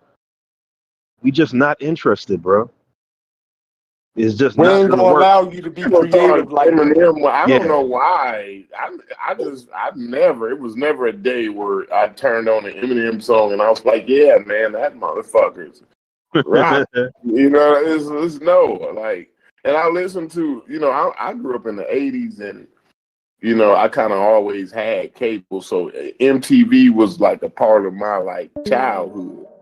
And so I like a lot of rock and roll and all kind of shit, heavy metal and all that. But I just never saw Eminem making good music. He never done anything like the Nah, he production. could rhyme. Hey, but wait, Corey and Haskell, that's a good point because I'm with you. I never fuck with none of his shit though, right? But if you did though, and I know some niggas who did, so you can't say not everybody. I know niggas who did. I didn't look at them and call them crazy, or it just ain't for me. Oh, I did. Like I was like, bro, I mean, I didn't even really know them niggas who fuck with him, but if I I do. seen like that was like a joke or something, like yo, Yeah, I didn't fuck with it. Eminem, I you didn't. know what I'm Yeah, saying?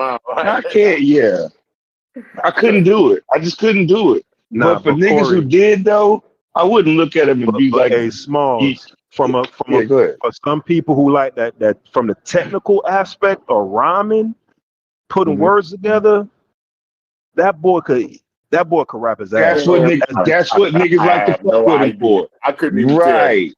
I couldn't even tell you. I couldn't even argue with you. Hey, You hey, know? but, hey, but Corey though, to Haskell's point, that's what niggas would fuck with him for, to give niggas credit. Didn't matter the crazy wild shit. I just couldn't get past the crazy wild shit to do it though. So, but I would look at a nigga like crazy, like if that's what you want to do. We had a good Yeah. vocabulary. But that's the Yeah, thing. So because they wasn't even. Yeah, go ahead. I've heard some niggas that's more impressive. The fact that a nigga would have a broad vocabulary would be more impressive to me But go ahead, Yeah, Chef. a rappity rap nigga does not get That's credit. my blackology. I'm with you. A, Yeah, I'm showing my blackology because a I'm kind of rappity with that. a rappity rap nigga that's black like Eminem do not get the credit Eminem get. A nigga No, who just like, rap and put words together, he facts. don't get. If we don't like his music, we not fucking with it. Eminem, we don't like his music, but we give him credit for being I don't. a fucking wordsmith. When black niggas is just wordsmiths, we Oh, I don't see. give a fuck. Cannabis. Yeah, Common is Definitely a word, cannabis. Yeah, like right? right. Yeah. Yeah, so Common, right? Cannabis. Yeah, Get him, yeah. Chef. Get But him, I don't. Chef. Hey, but no, I give those niggas credit though, Chef. Like I don't fuck with no, Eminem you though. don't give him the Go ahead, go ahead. Eminem credit though. I Right. The do. greatest in the world. I put them niggas over top of Eminem. Fuck Eminem. Eminem gets put on Yeah, a go ahead. pedestal. Them rappity rap black niggas, Royce the 5'9" and them. Royce the 5'9" is a rhyming motherfucker. He might can rap better than Eminem. Niggas won't say that shit though. I would, but I feel what you're saying. I would. That's what I'm That shit saying. is I feel what you're almost saying. that shit is almost like a motherfucking what you call it. It's almost blasphemy to say that yo, Royce the 5'9" nicer than Eminem. Yeah. That's true. I mean, not like, to yo, me, but I crazy. A white rapper doing that is a niche though that you can make money and off of. That's all that is. right. I think that it was a gimmick. It was a gimmick, and niggas, kind of seen they could make a bag off of him a little bit. You know If what a I'm saying? black nigga said some of Eminem rhymes that niggas go crazy over, we'll say that nigga is phony. So if it's just about the raps, right? And I say, yo, where DQ at? If DQ was to say a Eminem rhyme, I can give a Eminem rhyme to DQ, and if DQ said that shit, we'd be like, man, that shit was whack. That shit was kind of corny, DQ. Yeah. Damn, I'm gonna die out of this one. Just that point. I ain't gonna lie. If that's the case, MF Doom would have been like the greatest ever. A superstar, right? Yeah. Yeah, he would have been great. So I don't fuck with that shit, and that's the same way I am. But don't try to equate that to the comedy though, Chef. No, it's the same thing. That's where you lose Like I me. said, That's where you lose me, Chef. No, like I said, if black people tried to do that shit, y'all would say it was phone. It wouldn't be funny. Like that something about Mary thing with the semen on the hair. Like imagine Tashina. Let's say, hold on. Let's say Tashina Arnold. Drinking your juice in the hood. Do the That same was type of comedy. hilarious. Y'all ain't even mention that shit. I Obviously, forgot when about you that, black, though, that hilarious. shit ain't funny. No, I loved it. I loved Dope being this, bro. That shit was You didn't even mention it though. I forgot about it, bro. Some shit you just forget about. That's crazy, yo. When we talking about the funniest shit, look, what I'm telling y'all, one of the funniest fucking movies is that motherfucking Booty Call with Tommy Davis and Jamie Foxx. Man, two niggas trying to get some ass. What nigga can't motherfucking relate to that shit in their early 20s? Two homeboys hook up with two broads that y'all trying to smash, and them two are the funniest niggas. The shit that they went through to get that ass. Dude ain't y'all that will funny say to me. that shit ain't. I just don't understand what y'all doing. Dude ain't funny to me though. See? Oh, Tommy Davidson? Dude name? You talking about Tommy Tommy Davidson? Davidson is a legend. That nigga ain't funny to me, man. He ain't funny. He ain't funny. You ain't like Varnell? You ain't laugh at Vernell Hill? Yeah, you ain't like Varnell? Funny to me, man. I'm sorry. Man, that nigga is a legend. If Step Brothers in that same movie, that movie would have been fucking hilarious if it was somebody else in his position. If Step Brothers is Can I ask hilarious, you a question? What about that movie with Eddie Murphy, where he was a player dude and was with the old, I forgot the name of the dang movie. Boomerang. Boomerang. Oh, one of the Did best. y'all That was one find of that funny? I thought that was real funny to me. and that's what I was talking about, the switch that happened in the 80s where they was doing that, but then they kind of got out of that. They started But getting that's a away good from the movie too. Boomerang. See, Corey, our shit also for black comedies, for them shits gotta be good movies also. Yeah. Boomerang was a good ass movie. You feel me? Like all that shit, and all them comedians, the storyline was good. It just wasn't goofy. Step Brothers was two big grown ass white men acting stupid as fuck. And y'all said them niggas wanted to bump beds, Well, is and that y'all two said types? that shit. Is that two different types of comedy? I'm gonna rub my Is that nuts two on your different types drum of set. comedy? I'm gonna rub my nuts on your drum set. You better not do it. I'm gonna do it. You better not do it. And y'all Yeah, think that shit is that's not funny. That's not that funny. shit ain't fucking funny, yo. Yo, If a black person did that, y'all say them niggas retarded. Corny as So they fuck. didn't watch A Thin Line Between Love and Hate. They didn't find that funny either. Exactly. Wow. Will This is my Ferrell not first that time funny. on this Discord call. I thank y'all for letting me in. But I'll mute up. What about Jordan and Peele? Y'all think them Welcome. niggas? Welcome, brother. Key and Peele funny. Will Thin Ferrell is Line was, not funny. hold on, Thin Line was with Martin and the lady was kind of crazy, right? Yeah, Lynn, what her name is? That shit was See, funny like, as that's what hell, I'm bro. saying, man. Like, okay, it's funny parts, but that's more like it's almost not even in the comedy genre. Like, you know what I'm saying? I kind of agree with that. Thin Line, Like, it's like Boomerang though, Corey. Ain't it? it's more of a, it's more serious than Boomerang to me. Boomerang is a flat out comedy. Like with the cat lady and shit, that shit is hilarious, bro. Yo, Martin was fucking with a bitch that was crazy.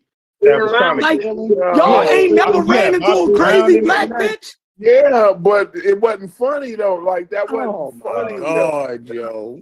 We said Eartha Kitt wasn't funny. Eartha Kitt wasn't funny in that role. That was funny. We can be saying it's not a good movie, Sheffield. It was a good movie, but How to Be a for Player? it to be labeled a comedy, I'm saying like it's not a good comedy. It's not to me. That's not that funny to me. You know what I'm saying? But there's fun elements to it. You see what I'm saying? You must like slapstick comedy. Like I like Boomerang. Boomerang is a straight up comedy to me. That's straight up comedy right there. I don't know, man. You ain't like Pootie Tang though. Pootie Tang is a comedy, but that shit was not fucking funny, bro. I'm sorry, bro. On the running count. Y'all not gonna convince me that Pootie Tang was funny, man. Come on, man. Y'all gotta do better than that. But that's what the chef talking about. It's the same type of Pootie comedy. Tang was not funny. I have never even watched that whole movie. How is that funny? The Wilder Tide.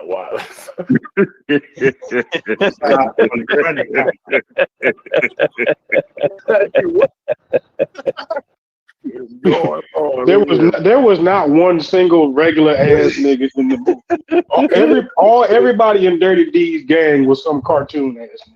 Them niggas was some Dick Tracy ass. Comedy though, it was supposed to be, but like it wasn't. I don't know, man. It's just listen when Dirty D went to jail. And it's hot. No. When Dirty D went to jail and the nigga slid him that little piece of mud, I was like, and I ain't gonna say it wasn't no funny. I was in the military when that came out, and white boys found it hilarious. I was like, I never even watched. I didn't. It wasn't funny to me. That's Chef whole point. That's Chef whole point. That's because we don't find that type of shit funny like that. Man, bump Chef, man. I need Chef to give me a race to 5'9". You saying if it was white people, I would have liked Pootie. If white people, basically, yeah. If it was white folks, you'd have liked Pootie Tang. I never seen white people do like a Pootie Tang type. Are you serious? No, like they would have did that. I don't know. It's maybe Napoleon Dynamite. That's Is Forrest Gump. that on par with Pootie Tang? You think? I The didn't same think shit.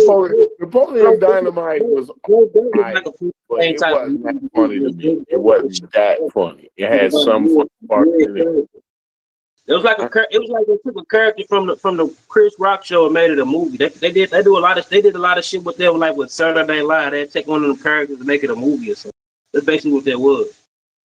What are you talking about? Napoleon Dynamite? Oh, I'm saying Pootie Tang was from the Pootie Chris. Tang. Yeah. From the Chris Rock show, and basically took the character and made a movie out of it. Same way they do when they do like Saturday Night Live. They take them and make a movie out of them characters or some shit. Right. Well, I'm kind of down with Chef on this, but I do believe that Napoleon Dynamite was funny. I watched that and I thought it was funny. I didn't think that was that funny. I didn't think it was funny like that. It was like, I don't know, it was weird. All right. Napoleon Dynamite wasn't funny, but it was a good movie. It's a cracker smile, but the storyline, it wasn't funny. But it was a good movie to watch. Trust me, you sit down there, you can watch it.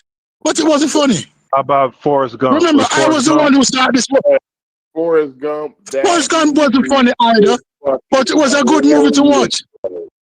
That's good. That's a Forrest Gump wasn't funny. Wait a minute, Napoleon Dynamite wasn't funny? Damn, I thought that. No.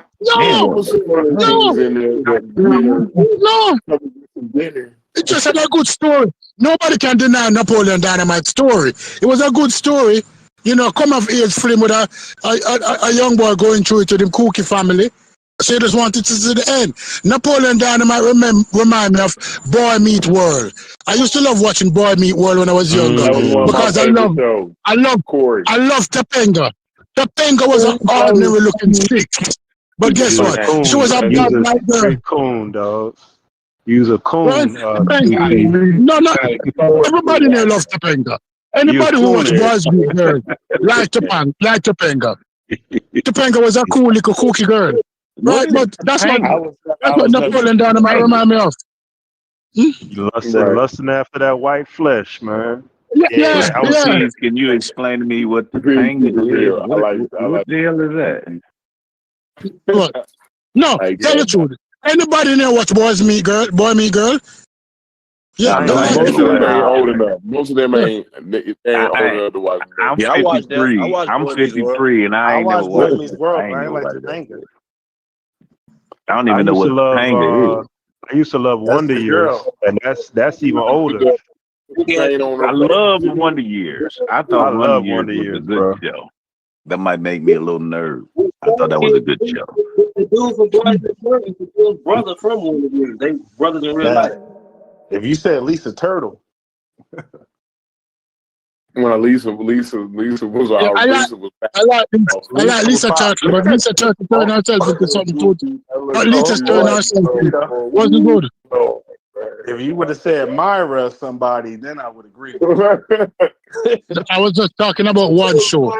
I loved bad like that though. This is a good example. Was Family Matters funny? And he trying to get with Laura. Family Matters. Family Matters wasn't funny. And Myra banned the motherfucker already, bro. Like, what was up with her? Listen, Laura was the ugliest girl in Family Matters. Urkel, the girl that loved Urkel, was a nicer girl than Laura. Laura was a Myra. Yeah, Myra is a far better girl. Everybody loves Myra.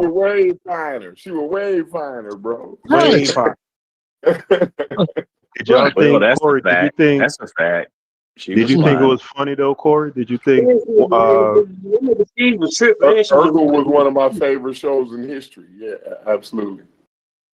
Urkel was a modern day JJ. He was another dynamite character.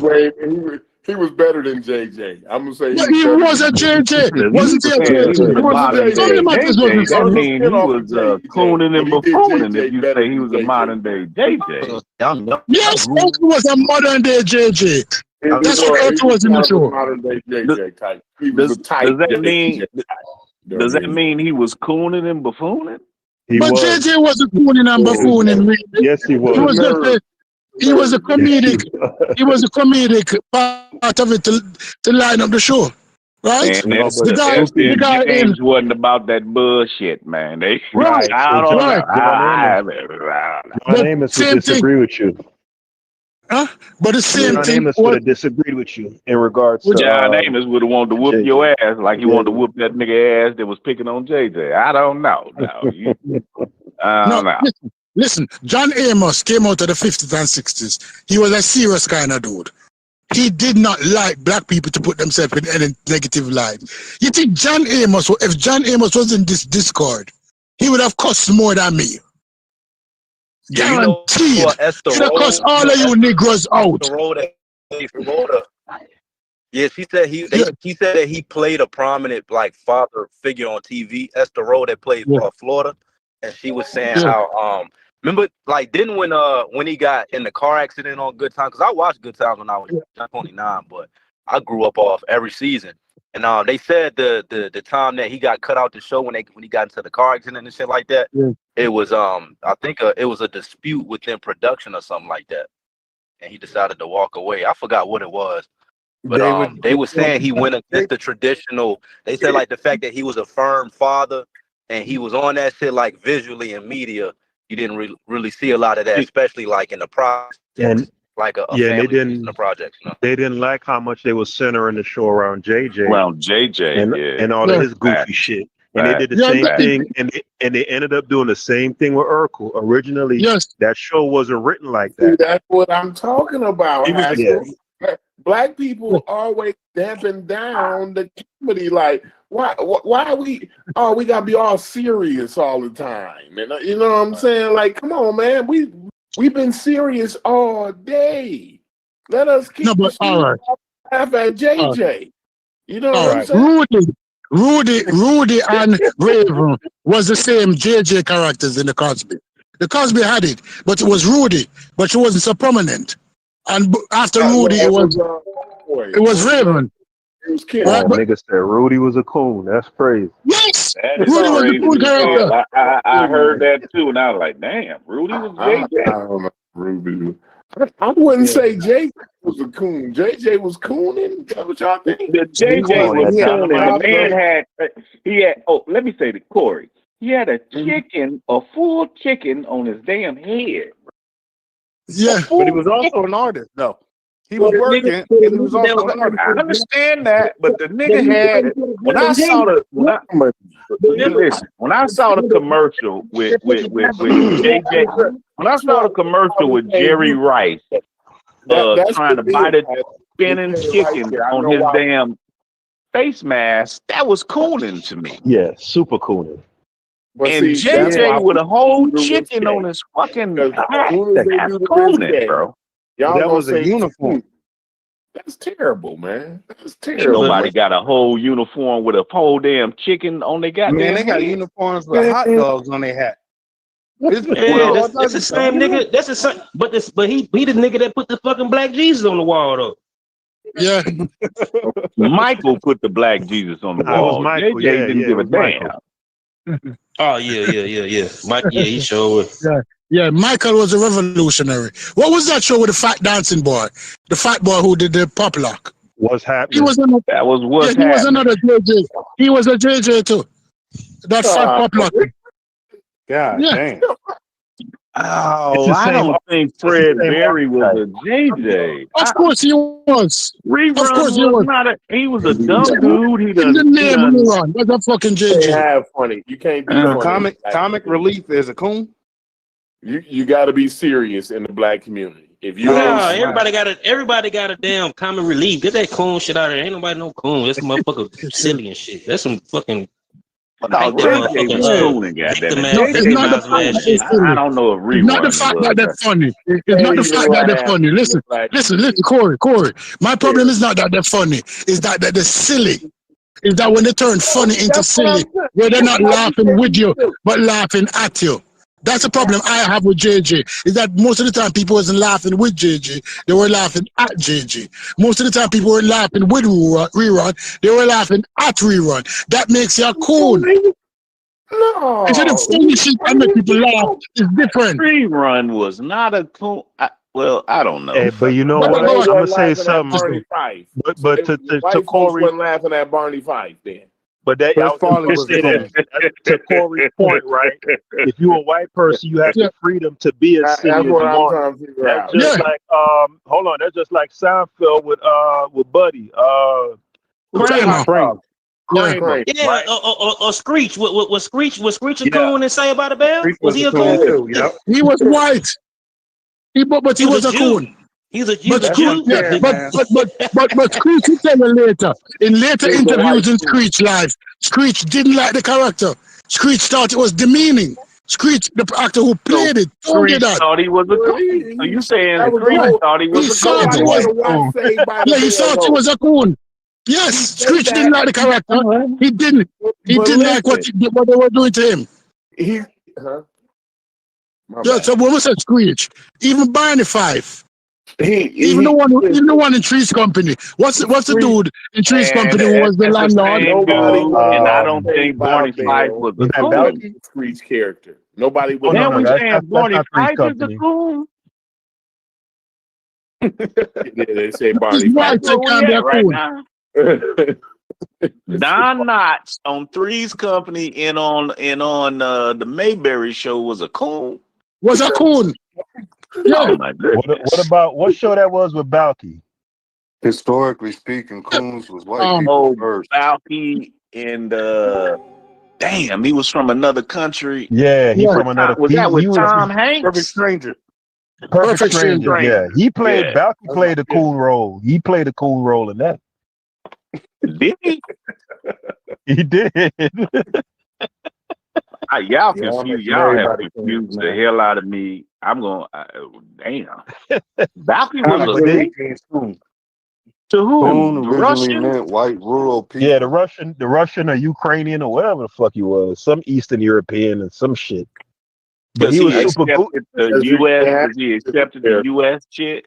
Is that what make him a coon? Nah, but I'm using it loosely, just being funny. But that archetype of that super over the top, goofy, silly, just walking and stumbling and bumbling and shit like Kramer.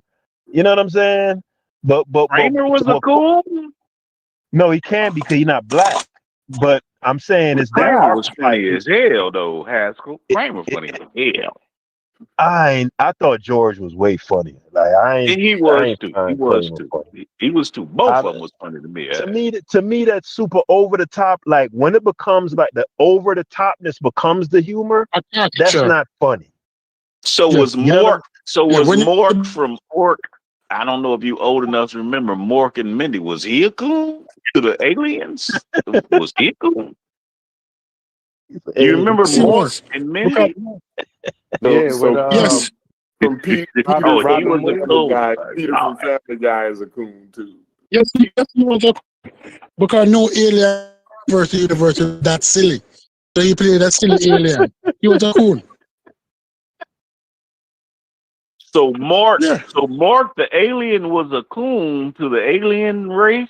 Yes. What about the guys at Gilligan's Island? Damn. Yeah, Gilligan was a coon too. Hey, that nigga drives a hard line, don't he, bro? There's no nonsense. So Dale from King of King of the Hill was a coon. Ah, shit. Everybody Nah, I coon. think that'd be Boom. That'd be Boomhauer. Anybody in the I'm old, so Nanu was cool Boomhauer shit, is to huh? make fun of Nanu was cool shit. Stupid. I'm Boomhauer old is like to make you. fun of Oklahoma culture. Can y'all name a What y'all funnier getting show than into Family is Guy? buffoonery. And even that comes out the minstrel shows. But coon originally referred to white rural people. To be overly stupid is straight out the minstrel show too. Well, to be overly stupid for the sake of amusement. That's when you get into buffoon and buffoonery. Historical and shit, bro. I'm telling y'all. Well, what's the definition of Hey, coon? but Boomhauer is Coon funny. originally meant Boomhauer white funny rural as fuck. people. That's why they Boomhauer funny as a played motherfucker, the dog. He just old talk coon. funny, man. But it Dale was the changed one. after Zip Coon. It changed after Zip Coon in the minstrel shows to refer to black people. It originally meant white rural people, hence the raccoon hats and Henry Clay being the old coon. But then you have Zip Coon, which was a minstrel character by Dixon, and all of a sudden you see a shift to it start referring to black people. Because most white people are observing black people through white people pretending to be black people. So Zip Coon becomes the archetype of what black people are. So any nigga tap dancing back in the day was cooning? Is that what I'm getting? Can you straighten me up on that? Gregory Hines is a coon. No. You can even say it's reverse coonish. That's why I mentioned the cakewalk earlier. Because the cakewalk, which is a precursor to tap dancing, is the cakewalk, and we making fun of white people who's making fun of black people. They just don't know what we're doing. Yeah. Gregory Hines wasn't a coon. No, brother. I'm just making sure, because any nigga that seems like y'all saying that any nigga that's entertaining, I don't want to say y'all. No, we're not saying entertainment. He just gave the definition, over the top, a caricature. That's when it become cooning. But if you're going through, no, you can't be funny without being over the top, without being exaggerated, without the bug-eye foolishness or the stupidity foolishness. If that's the case, dumb. then Chef. If that's the case, then Chef is right. If that's the case, Chef is right in what he been saying. So Old Dirty Bastard was a coon. I don't know how he got there. He's the silly one out of the group, right? Yeah. He's the one that brings comedy out of the group. You can't call it, even that. That's part of like African traditions. Like even Africa got its own trickster spirits and shit, like Baba Legba, Nancy, and shit like that. Like that's part of African tradition too. Like even just Texas period. Everybody, like even look at Norse mythology, Mickey and shit. Everybody, different cultures got that. You know what I'm saying? That ain't fucking cooning. Get that out of here, bro. With that shit. That's what I'm saying. Yeah, I don't find anything funny about cooning. I seen Wu-Tang perform in 19. Well, I'm an old dude. Old Dirty Bastard was by far the most talented out of all of them. Rapping, singing, that dude sung like crazy. I don't know how you get cooning from that, but I'm trying to learn from you guys. It's my first time here. Old Dirty Bastard, you're the most talented member of Wu-Tang. That's the spirit of Baba Legba, that's the fucking African tradition. You know African stories, you always got a comic relief. You looking at traditional African stories. They make you can't call it cool. That's what I'm saying. That's why I don't understand how JJ is a coon. Was he messing with white women? Was he capping for white people? Which traditional Well, African story a goddamn chicken, when you wear a whole goddamn chicken on your head, that makes you a coon. Are you gonna wear a chicken on your goddamn head at work? Yeah, I think If some I had a point going job on in is the when you 70s go and everybody over had the top, like going to pick up a welfare check on camera. That was cooning, bro. And I love ODB. That was some cool ass shit. Touche. I can't. I don't have no get back on that. Touche, man. Going to pick up a welfare check in a Rolls Royce limo. It's a cooning. There's about 12 people on this line. I want to know who gonna wear a chicken hat for their job. I just want to know who gonna do that. If you work at a chicken shop and that's the uniform, you gonna wear it. Nah, I'm not wearing that shit. You can wear it. I ain't wearing no goddamn chicken on my head, bro. I'm not gonna do that. You probably don't eat watermelon in public either. So loud. Nigga, I do what I do whenever I do. I ain't gonna wear no fucking chicken on my goddamn head. You can do that. What's wrong with wearing a chicken on your head? If it's your job, you work at a chicken joint. Nigga, because that goes to every goddamn foolish stereotype. I ain't finna do it. Now So you can get out on the scared corner of a chicken with a sign. You can get out on the corner with a sign and a motherfucker chicken on your head saying this is the best chicken in town. You can do that. I ain't gonna do it. So it's a different perspective shit going on. I'm not gonna do it. Popeyes had a slogan. Popeyes had a slogan that said, "We don't make sense, we make chicken." and y'all niggas still ate So it. you gonna do it as long as they paying you, I huh? don't eat Popeyes. No, I'm Ever saying since you that gonna put came a out. chicken on your head as long as they paying you, right? If they That's pay, what you listen. telling me? If there's white Because you people know working that's there, the and they also definition have a of a chicken on their sellout. head. You know If that's the that, definition of a sellout, right? if you have a white counterpart who also has a chicken on their head, you I gonna don't be give so a fuck what scared. he You gonna doing. be I'm so talking scared about of me. how they perceive you Fuck what that that you white won't man even get a doing. I'm job talking as a about me. teenager. I'm talking about JJ was a teenager, so you I won't don't get a give a job fuck as a what he teenager, was. even if there was white people. You was that. I Okay, ain't man. wearing a goddamn chicken on my head, bro. You can get paid to wear a chicken on your head. That's what you telling me. I ain't finna do it. Now, do what you do. I'll do what I do. Yeah, I and ain't that's finna wear a fine, man. chicken on my goddamn head. That's You fine, can get out man. there with a bouncy ass chicken on your head with a sign saying, "Get this nigga chicken."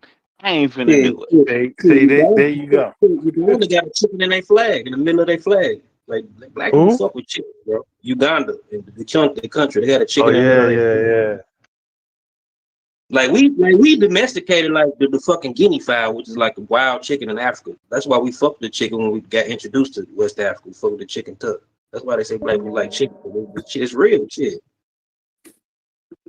That's what I'm saying. Black people, the only person who get shamed in the shit that they like.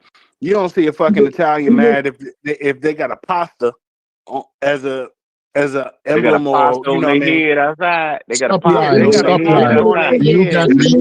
Ugandan They're flag. gonna be upset. Stop it. Them The fucking Ugandan white flag. people done traumatize you Why? so much that you All right. can't even Nigga walking. accept You telling black me cuisine. Italians walking around with a spaghetti wig on their motherfucking head? That's what you I telling mean, me? shit. Nigga need more than that, boy. If a No, Mexican had no, to wear a no. taco on their Question. head, they wouldn't give a Hey fuck. yo, All even right, in let me say Egypt, this. when they symbolize Why did fucking the Southerners and Nahisi and shit, they drew a fucking guinea fowl, which is a damn African yeah. chicken. But, But but, Gola, black Gola, let me say this. Why did you say the Ugandan flag have a chicken? It's not a chicken. Stop it. It It's is not a a chicken. chicken. It is a chicken. It's a crane. It's not a chicken. It's a crane. It's not a chicken. No, you cooning. The statement that you just made is a cooning statement. Yeah. We Okay, throwing the word a little. We throwing the word around a little too no. loosely. Because what he did a while ago, he tried to diminish the Ugandan people by saying that they have a common chicken on the flag. It was not a chicken. Go and research it. Every your life say I'm cooning, bro. Just because I said it's a chicken fly, I like chicken, nigga. It is what it is, nigga. But Black it's people not love a chicken. chicken on the flag. If It's not a chicken on the you flag. go to fucking any Afro diaspora fucking cuisine, it's gonna be rice and fucking chicken, nigga. What the fuck you talking about? Yep. But they didn't have a chicken on the flag. Rice and peas and All jerk chicken. right, let me ask you again. Is it a chicken on the flag? Listen, it doesn't matter. Maybe he No, it genuinely. matters. It matters. Maybe he Does the genuinely Ugandan made. people have a chicken on the flag? But it was even if he's in error, it was an error made in good faith. Yeah, get over it, nigga. Yeah, Stop I'm holding not your gonna dick I'm in not there. gonna nail him to the cross for Ask her when the last time you had a chicken on your head, bro. I just want to Oh ask my you that. God, nigga, this morning. you probably got some Aunt Jemima in your cupboard right now. You probably just ate some Uncle Ben. In voodoo, in fucking Santeria, we sacrifice goats and chicken to the fucking black deities, nigga. Talking about.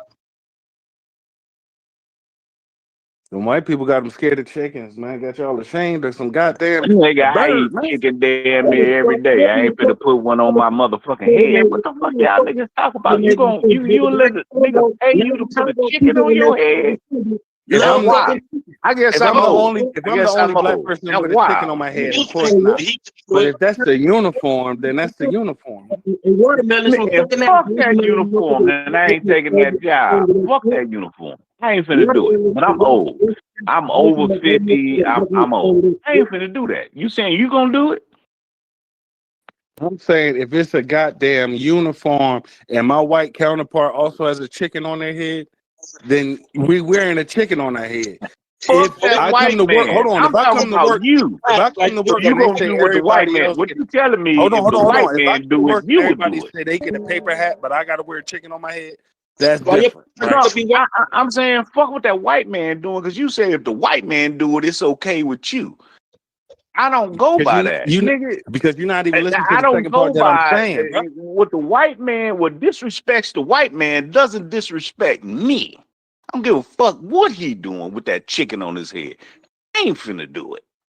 No, that's You trauma. can't. If the white man do it, I do it. Nah, you That's crazy to traumatized, me. bro. Somebody hurt you, man. Oh, I'm traumatized. Yeah, you hurt, man. Okay, that's fine. I ain't putting a chicken on my motherfucking head. That's a fact. And that's fine, man. That's fine. You will though. You'll put a You just chicken on hurt. your head and bounce You to the heard me 3 music and times, shit. man. I'm not saying it again. You can move on. Okay, that's wild to me. I didn't know. Shit, I thought I was this is my first time in a Discord, but I thought I was around some strong brothers that bit. I'm strong enough to go to work as a teenager, bro. You the one that's fragile enough to look at a chicken and say, "Oh, I can't take that job." No animal on the head. If you call it fragile, some people may call it strong. Cause damn, I need a job, but I ain't finna fucking sell myself out to do this. Some people might call that strong, but you call it fragile. That's To pay your mortgage just for a little while. Just for a little while, just to pay your mortgage. I ain't putting no fucking Yeah, chicken yeah. on my head. I'm gone, y'all. I'm gone, y'all. I'm gone. I'll say it. I'm not finna do that, bro. That's just me. I hear I ain't finna do that. I hear you. I hear you.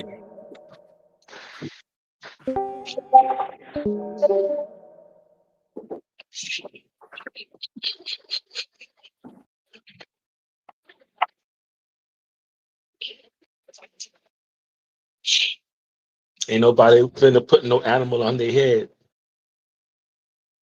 But can y'all hear me though? Because I've been saying this for hours now. At this point, I was telling y'all we about to get into some strange territory, and we got off the topic, and we've been in this black and white dichotomy ever since. I gotta tell y'all, man, I'm actually not interested in trying to view the world through your blackology. Like I got my own blackology I gotta see the world with already. Like I don't need to be infected with yours too. You feel me? Like I understand you got yours, but don't try to make me out to be a bad person because I won't embrace yours. I'm not asking you to embrace mine. You know what I'm saying? Whatever my little pseudoism is, yeah, man, I'm gonna run with that. I might need that shit. Feel me?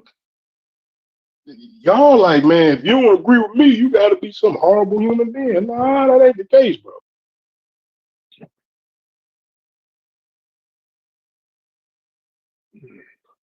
So can I ask what is blackology? Like I said, I'm kind of new. What is blackology?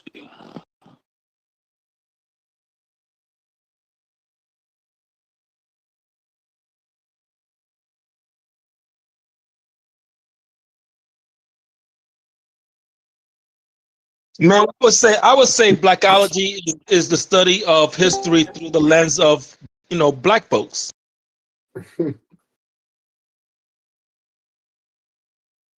Oh, that's it. Study. That's a foundation. I mean, that's a good start, right? Is it a good thing or a bad thing? I don't know. I never.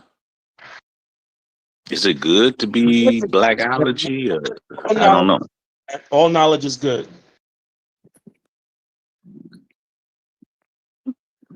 You said all knowledge is good when it's viewed through the lens of an American black person. If you're black, Yeah. absolutely. I can tell you a little bit what in my opinion what blackology is, and it could be good or bad. Blackology is I always give an analogy of salt. It's all right to sprinkle a little salt here and there. You know what I'm saying? I like to put a little salt on my salads. You know what I'm saying? Just sprinkle a little on top of that blue cheese dressing. You know what I mean? But when you get too much of it, that's when it becomes harmful.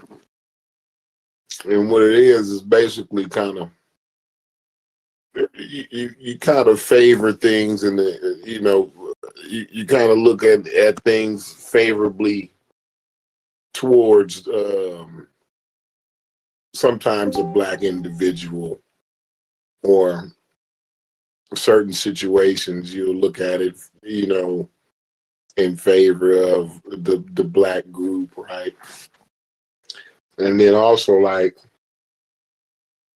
in your history, a lot people kind of do a little enhancement in it from a historical standpoint, right? When you talk about history, I think people sometimes kind of go a little tell stories in a more fabricated way than they really happen. You know what I'm saying? So like, again, is that like making Jews and Jesus and Indians? Yeah, black? yeah. The black Indians. Now that's a little bit too much salt. You know what I'm saying? That's too much blackology there. You don't But want that to go is that far. blackology. Is that would you say? But that is blackology. Like That is doing that. blackology. Nah. That's the opposite. No, that's blackology. You know what I mean? The Indians was black, and we was here before Columbus. From Africa. The Egyptians and everything, that's all blackology, bro. I'm saying that the Indians, the black Indians. I mean, I think that's anti. Like, come on now, like, for real. It's So Indians are black now? Is that what? I thought I got on some good shit. Indians are black. No, nobody talking about aliens. I said Indians. No, they say Indians. Oh, Indians. yeah. Corey, is this You Corey? don't believe. Is this concrete Corey that I've been listening to for like a long time? You and Chef always respected y'all gangster on the shit. So, Mr. Corey, I want to ask you. So, Indians, and I'm talking native. Well, let me say native. Native Americans are black. Is that? No, I'm not of that belief at all. But you're saying that's a blackology belief. Yeah, I'm saying that. Black can't be. I think black. It could, when you the way I think about blackology, it's different. I think that blackology relates to your experiences, your slavery and a connection back to Africa. The guys that ain't got anything to do with that, bro. That's at least not in a way that it's been used in the community. That at least that the way it's been used since I've been around in the community, it's not been used in that way. I think the ones that our black folk that think that they're Indians, I think that's antithetical to being from Africa. That's my. It's like they're diametrically. Are you from America, bro? You don't sound like where you from, bro? Who actually got you over here? Let me ask you a question. Who actually got you over here? My mother and my daddy. No. Who got you to this Discord? Oh, man, like I said, I've been following Chef and them since they was with and all them, and I've been trying to get in this Discord for the longest time. And it just so happened I finally pressed, I guess, the right link that led me to it. It wasn't a person that got me here. It was just me following them when they was with and all that. It wasn't a person that got me here. Okay, well, do I need to follow a person to get me here? Is that what? No, you got here. I think I'm happy that you're here already, brother. Yeah. I just don't. Tony is a pretty wild guy. I don't. Go ahead. Who am I talking to? What's his name? I wouldn't take Tony too seriously, but go ahead. You can have a conversation with him. You can talk to me. I don't need. I don't want to really. What's your name, brother? It's Tony. Tony. All right. How you doing, brother?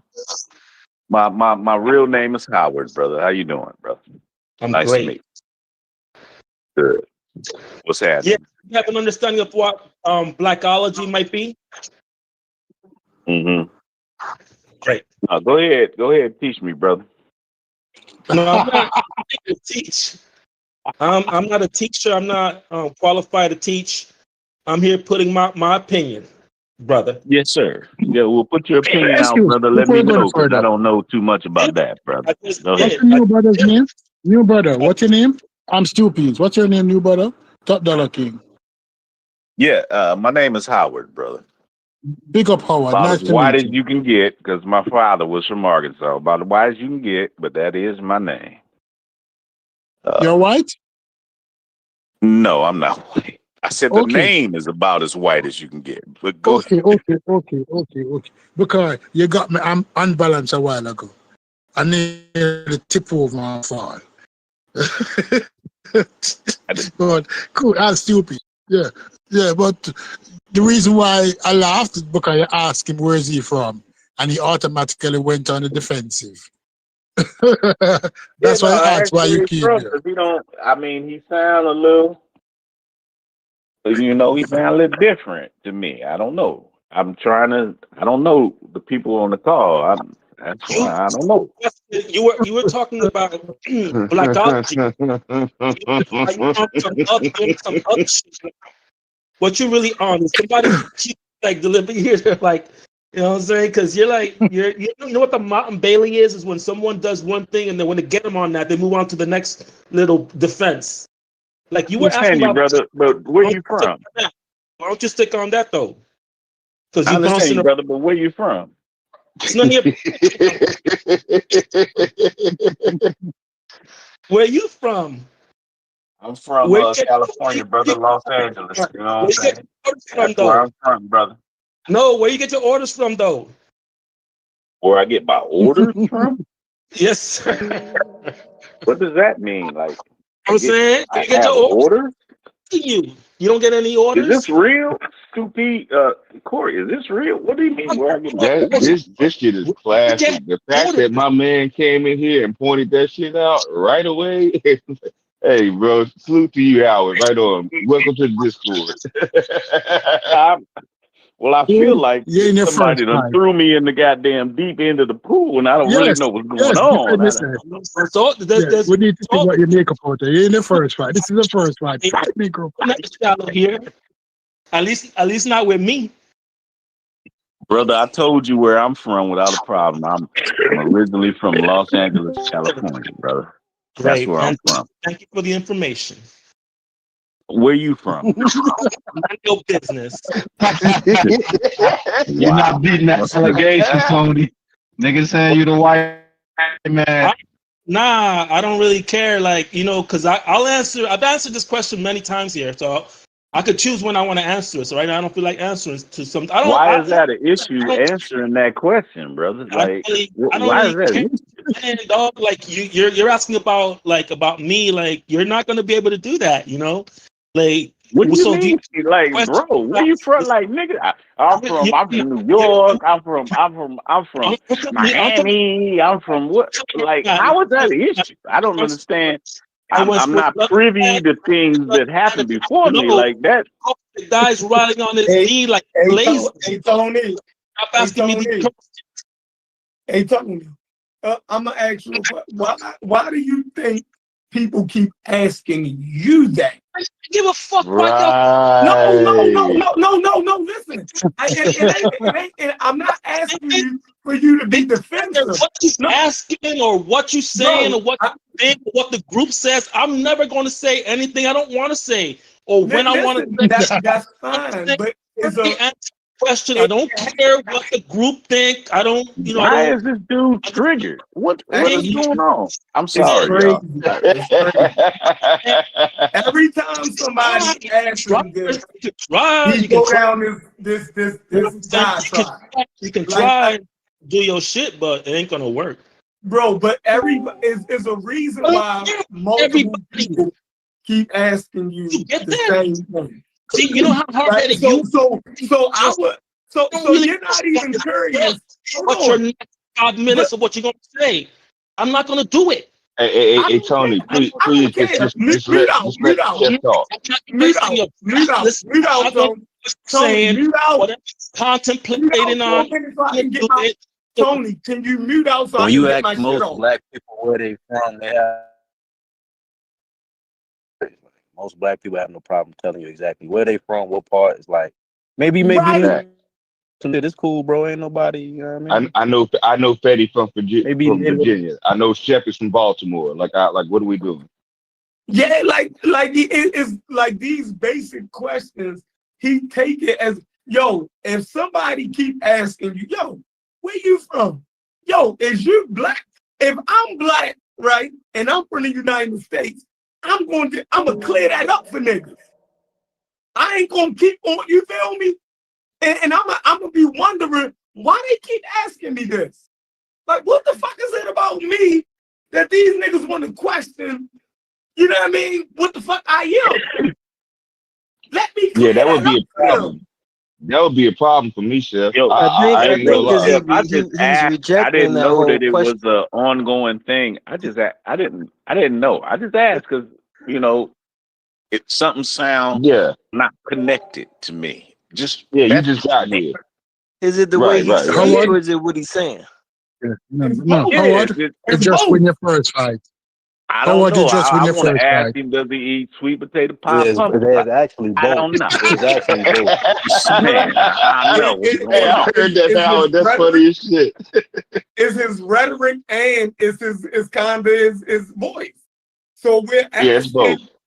you dig what I'm saying? Like, yo, you taking these, but then he kind of take blackology positions also.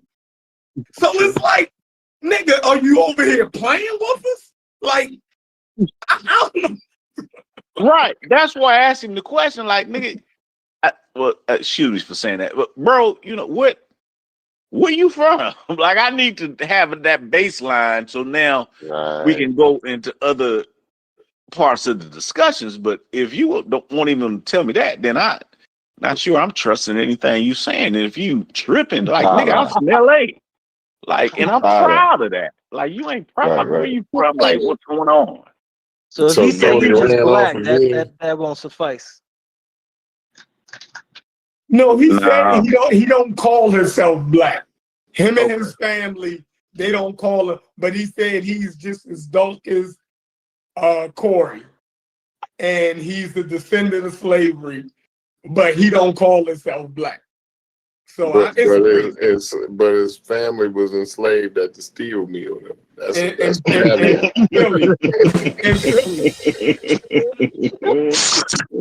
Enslaved at a steel mill? Wow. Steel mill in Philly. That's what his DNA. Jeffrey, can I say something, please? Don't play with me. You realize that you're not supposed to play with me now. You realize that you're not supposed to play with me. Because this dude, Howard, just came in and he picked him up instantly. I realized that there's something awkward about this dude. There's some aliens, dude. You understand? Don't let me put my brain. Yeah. So that's why he thought I brought you into the party when you asked him where is he from. Because I called him out on it. So that's why I asked who invited you here. Oh, no, sir. Because you were I so don't quick know on you, it. Stupees. I don't know you, Stupees. I don't know anybody on this line. I don't know anybody. Yeah, but the fact that you were so intuitive, you're going to have a problem in this party, but you're going to enjoy Our panels it. before though. He been on our panels before on pseudo. Your voice sounds familiar. Your voice sounds familiar, brother. Yeah. Right. I've been on pseudo killers before. I've been, just talking, and I've been watching for a long time. So the only reason I'm on here because I respect what Corey. First of all, Corey and Chef. Now this other thing is new to me when they got left and did their own thing, but I always sat back and listened and everything. So yeah, I've always respected them two brothers, and that's why I'm here. And I've been listening to this type of stuff when y'all put it on YouTube for a long time, but I got so greedy. I'm like, yo, I need to hear more of this conversation. And so that's why I'm here. It ain't nothing. Nobody put me in here or told me to be in here. It's just my own thing. Okay. We doing the right thing, man. We on the right track, then. You're doing the right thing. I'm glad that you came into the chat. Yeah, just learn to defend your opinions. Don't let somebody like Stupies bulldoze you over, because I will challenge you. Just as I expect you to challenge me. I will challenge you. Stupies, I'm not that smart, bro. I'm not gonna get into it with you and Haskell. No, you stop lying. You Stop smart lying. niggas. Stop I ain't lying. gonna do that. I'm just gonna do some logical shit, then I'll dip out the back door. I'm not gonna do all that. But I love the conversations. You guys are really good at what you do. Love hearing it. And that's it, bro. Hey, but You guys too smart for me. Howard, just listen to Stu Pease, because he's about to argue with you that this how close Stu Pease is. He's about to argue with you that you're gonna argue with him, and he's right. Of course I was, because guess what? Guess what? I hear him out, and I know that this nigga is a smart nigga, and he play with me. But I'm prepared for him. I prepared for you, Howard. I prepared for you. I know that He's setting me up. He's setting me up to get into a back and forth, but I don't want to get set up like that. I'm more of a listener than a talker, but tonight I got time. Yeah, man. When you have time until 7:00 when the Lakers come on, then I'm gonna let you niggas go. No, but I respect all you guys. What kind of comedy you like, Howard? Do you Now, like see Harold that and shit? Kumar? I heard y'all talking about that shit. I want to know if you like Harold and Kumar or not. No, I really didn't look at that, bro. I'm sorry. That's why I was on Chef's side. I'm like, I didn't really, and I was in the military, bro. I was in the military for 9 years. I was one of them dudes when they played that damn movie on the boat. I was in the Navy. They played that movie, which I watched later and said, what the fuck was I thinking? But this is some real shit. What's the movie with Gene Autry? Funny movie. It's really funny. At that time, I was reading Chancellor Williams for the first time, and all that shit. And I'm like, you niggas ain't gonna play this shit, because they said nigga throughout the movie. Gene Wilder with the black dude that was a sheriff, and what is it? Blazing Saddles. Blazing Saddles. Blazing Saddles. Yeah, Blazing Saddles. And I wouldn't let them niggas play that on the boat. Y'all ain't gonna play this. Fuck that. But I was fucked up in the head. I was on my what y'all call it? I was on my blackology. Yeah, I was on my blackology shit for real. Y'all ain't finna play this shit. And you know what? When I look back on that 20, 30 years ago, I was wrong. Man, play that shit. This is a fucking movie. It's a comedy. Have fun, laugh. But when you get to reading, my first book I read was like that Chancellor Williams. What was that, 2000? Y'all know that damn book. That's one of the introductory books to the conscious community. Civilization of Barbarism. No, not that one. That was shit, Shanty Diop. We talking about destruction of the black. Yeah, destruction of the black. That's what I meant. I read that shit and I got, oh man, I'm up on it. Oh yeah, motherfuckers. And and I got on my shit too hard, but it's been a long road. That's like 30 years ago for me. And so it's been a long road. I know some people get on the road. It's been a long road. I used to look at Sonetta like, oh, and now, like, can I say this? It's an open field, bro. Well, yeah, that nigga, that whole. You ain't heard the word. You probably won't say nothing worse than some of these guys. But go ahead. Okay, well, his whole channel was bullshit. Like, his whole shit is bullshit. So, you go through levels in the game. I fucked with Howard already. Okay, appreciate you, bro. But you grow in this shit, and then I got to listening to Unc, and I still listen to Unc. And I ain't gonna lie, Unc and go way back with the not before the pseudo shit with Osiris. What that shit was? Osiris, Team Osiris, and all that shit way back then. So I went through a whole like graduation. Then I understood this. Man, I respect me. I understand me. I'm just gonna be real and listen to real niggas. That's it. Fuck with real niggas. Fuck all this shit that's intertwined and religion and all that. Fuck all that. It just what's real and what ain't real. What can be proved and what can't be proved. And that's it. And so I went through the whole gambit of shit. And hell, I landed here. 50 something years old. I landed here because I feel like these are more real conversations than anything I've heard before. Just real conversations. Oh, you're gonna enjoy yourself, man.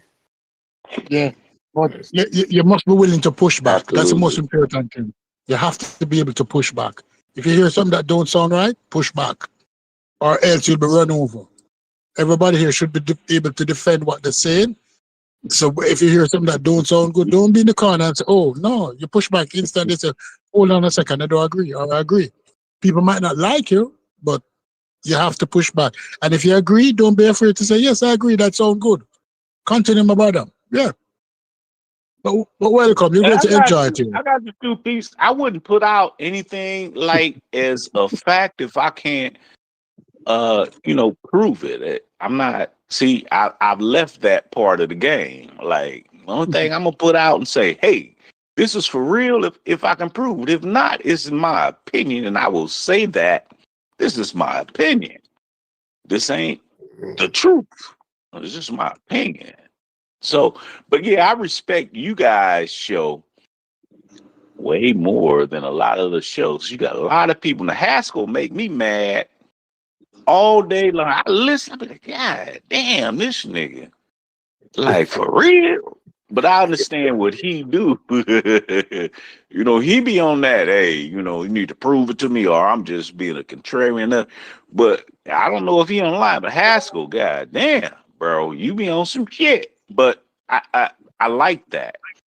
Because he it gonna makes hold your feet to the fire. Has gonna hold your feet to the fire, no doubt. yeah, it make you get your game up. Like, oh, this nigga, because he's smart as shit. Whatever the Haskell, Stupid, they smart as hell. I'm like, damn, if I say something like 2 + 3 = 5, these motherfuckers might tell me, hell no. So yeah, I enjoy y'all conversations, bro. That in short. Mm-hmm. But I'm gonna mute up and in Logic. He's smart as hell. Y'all got a lot of smart people on this motherfucker, bro. So I enjoy it. And that's why I'm here to listen. Yeah. And Corey, you remind me I think we kindred spirits, brother. Because I talk and niggas tell me, well, you sound smart, but nigga, you sound dumb at the same time. That was it. Well, you talk in this type of way. And I'm like, man, I'm talking to you like this so you can understand what I'm saying. And I respect that about you, Corey, because you put it down, bro. You be on some, you could talk to the niggas on the corner. Everybody can't do that. That's all I know how to do. That's exactly all I know how to do, man. The stupids and them, the intellectuals. You know what I mean? I leave that to them. Yeah. So this shit is fire. My accent is too heavy. My accent is too heavy, and sometimes, honestly, I know that I go overboard sometimes. I know I do. But sometimes I can't help it. I can't help it because black people work too hard for the position that we're in today. We don't need any kind of gratification from white people. We're good. We love them money, yes, but we're good. If it wasn't for white money, I understand if the it wasn't for white pacifier money, we'd be way somewhere better else. than I used to, though, stupid. Like, I can Yeah. understand Jamaicans at work now and everything. Because just from talking to you, I know what they saying. I realize that all of them dark in terms of the hair trigger. I come from a hair trigger country. That's a problem. That will go off very easily. Something that I need to work on. Yeah, I ain't gonna lie, Stupid. They I be was a animated. little That was concerned. I was like, what the hell's going on with Stupid today? No, but But I get it though. I get it. yeah, the thing about it, when you read book, I can't talk white, but I can read white. And certain words that they use, like when they say crossover or the general public. General public to you might mean all the black people, but to them, no, it mean the entire population, which is majority white. You have to learn how to read white when you read books to realize who they're talking to. When the Republicans talking, when they're talking, you think that they're talking to you, but no, they're talking to who can listen white people. The bird So whistle. both of them, Or the yeah, dog I whistle. gotta go to work. I get what you're saying. yeah, Is Well, dog that whistle Cuban? language. Eddie probably Is that Cuban? disagrees Peace with that. Cuban. This Vasal. Eddie disagrees with that. Hey, Biasa's talking. What were you saying, Biasa? I gotta go to work. If that's Cuban crisis, that I know. Peace, Cuban. And I didn't mean to disrespect anybody, but don't make my argument something that they not. My pushback Yeah. was towards that. Everybody can have their opinions. I'm all for that. Everybody can disseminate the information that they've collected over time. I have no problem with that. I brought the book up to contribute to the conversation and was highlighting that there's a growth in Let me black comedy. apologize to you. Let me I was apologize never to you, making Black Yeah. Power. I was never ever Shout out making to an you for argument that, for white Stupid. people. Let me Shout out to you apologize for to you. that. I'm not Go ahead. apologizing for the misinformation. I'm apologizing for calling you a crossover Negro. Because you're not a Yeah. crossover Negro. Your intention I is think never that's to be. appropriate. Because I've listened to you throughout the years, and you're not a crossover Negro. I'm a mean-spirited Negro. And I will call people certain things, and the ones that I don't like, I don't apologize. But the ones that after listening to them, I will apologize. And I'll say it publicly to everybody, you're not that. Because if you go and look at what a crossover Negro is, it's not a nice term to call anybody. So I apologize for that. There's no Right? dictionary to go And and Stupid. look for Oh, what sorry, a bro. crossover nigga means. Yeah, There's no, type it in chat you GTP. literally Type it in chat GTP. you created that Trust shit me, on I the didn't create it. fly. You created I didn't create it. on the fly today for this argument. Nobody ever heard the term crossover Negro before. Type it in Nah, chat Brad, GTP. that's somewhat of a thing. It may not be documented, but Type it in chat Like an AI GTP. crossover instead of the Tim Hardaway. I'm telling you, Scoobies, bro. You hate white people so much that it any kind of anything where black people got anything, give it any kind, it's gonna come out, bro. It's just gonna come out. You hate them so much. If I just say, white people, sometimes they mashed potatoes and gravy is banging. We've been making mashed potatoes since 1883. What the fuck are you talking about? But one last thing before I go. It's your hatred for them causing you to hit us, bro. We catch strays because you just hate white people so much. And appreciate you for bringing that up, Brass, because you admitted to that, Stupid. And so I just want to say that. Yes. I'm not, Brad's not lying. But guess what? I'm not giving them mashed potatoes. I'm not giving them comedy. I'm not giving them. It was the Irish. The Irish is European. I'm not giving them potatoes. I'm not giving them. Y'all act like the conversation is blackology. These conversations are not all blackology. It's just I get triggered by it. I got given them. Yeah, you get triggered. Well, anytime it's like, or and the funny thing is, I already knew because I went and looked at the book when he said go look at it, and I just looked a little bit and I put it in ChatGPT, And that's why I kept saying it ain't his argument, it's what the book's argument is. But the other part I was trying to say with it was, y'all, sometimes in these conversations, is Serious B, I think Serious B was in here before, you could tell we talk past each other. Right. So what happened is you'll be speaking to a point that I didn't necessarily make. And you'll not you. So you'll be speaking to a point that I didn't make that probably is offensive or probably is wrong. But then by the time it's so many people yelling that by the time we gotta wait until 8 o'clock Eastern to realize like you're an okay Negro. You're not a crossover. so now it's like the whole shit went wrong. You know, it's like when they tell you in your marriage, you got to be careful when you arguing with your significant other what you say, because even after y'all apologize, if you said some wild shit, that shit stays. You know what I mean? That shit, like they'll remember. They don't remember. They remember how you made them feel. So even if you didn't mean it, that's why a lot of times I'll just back out of the conversation.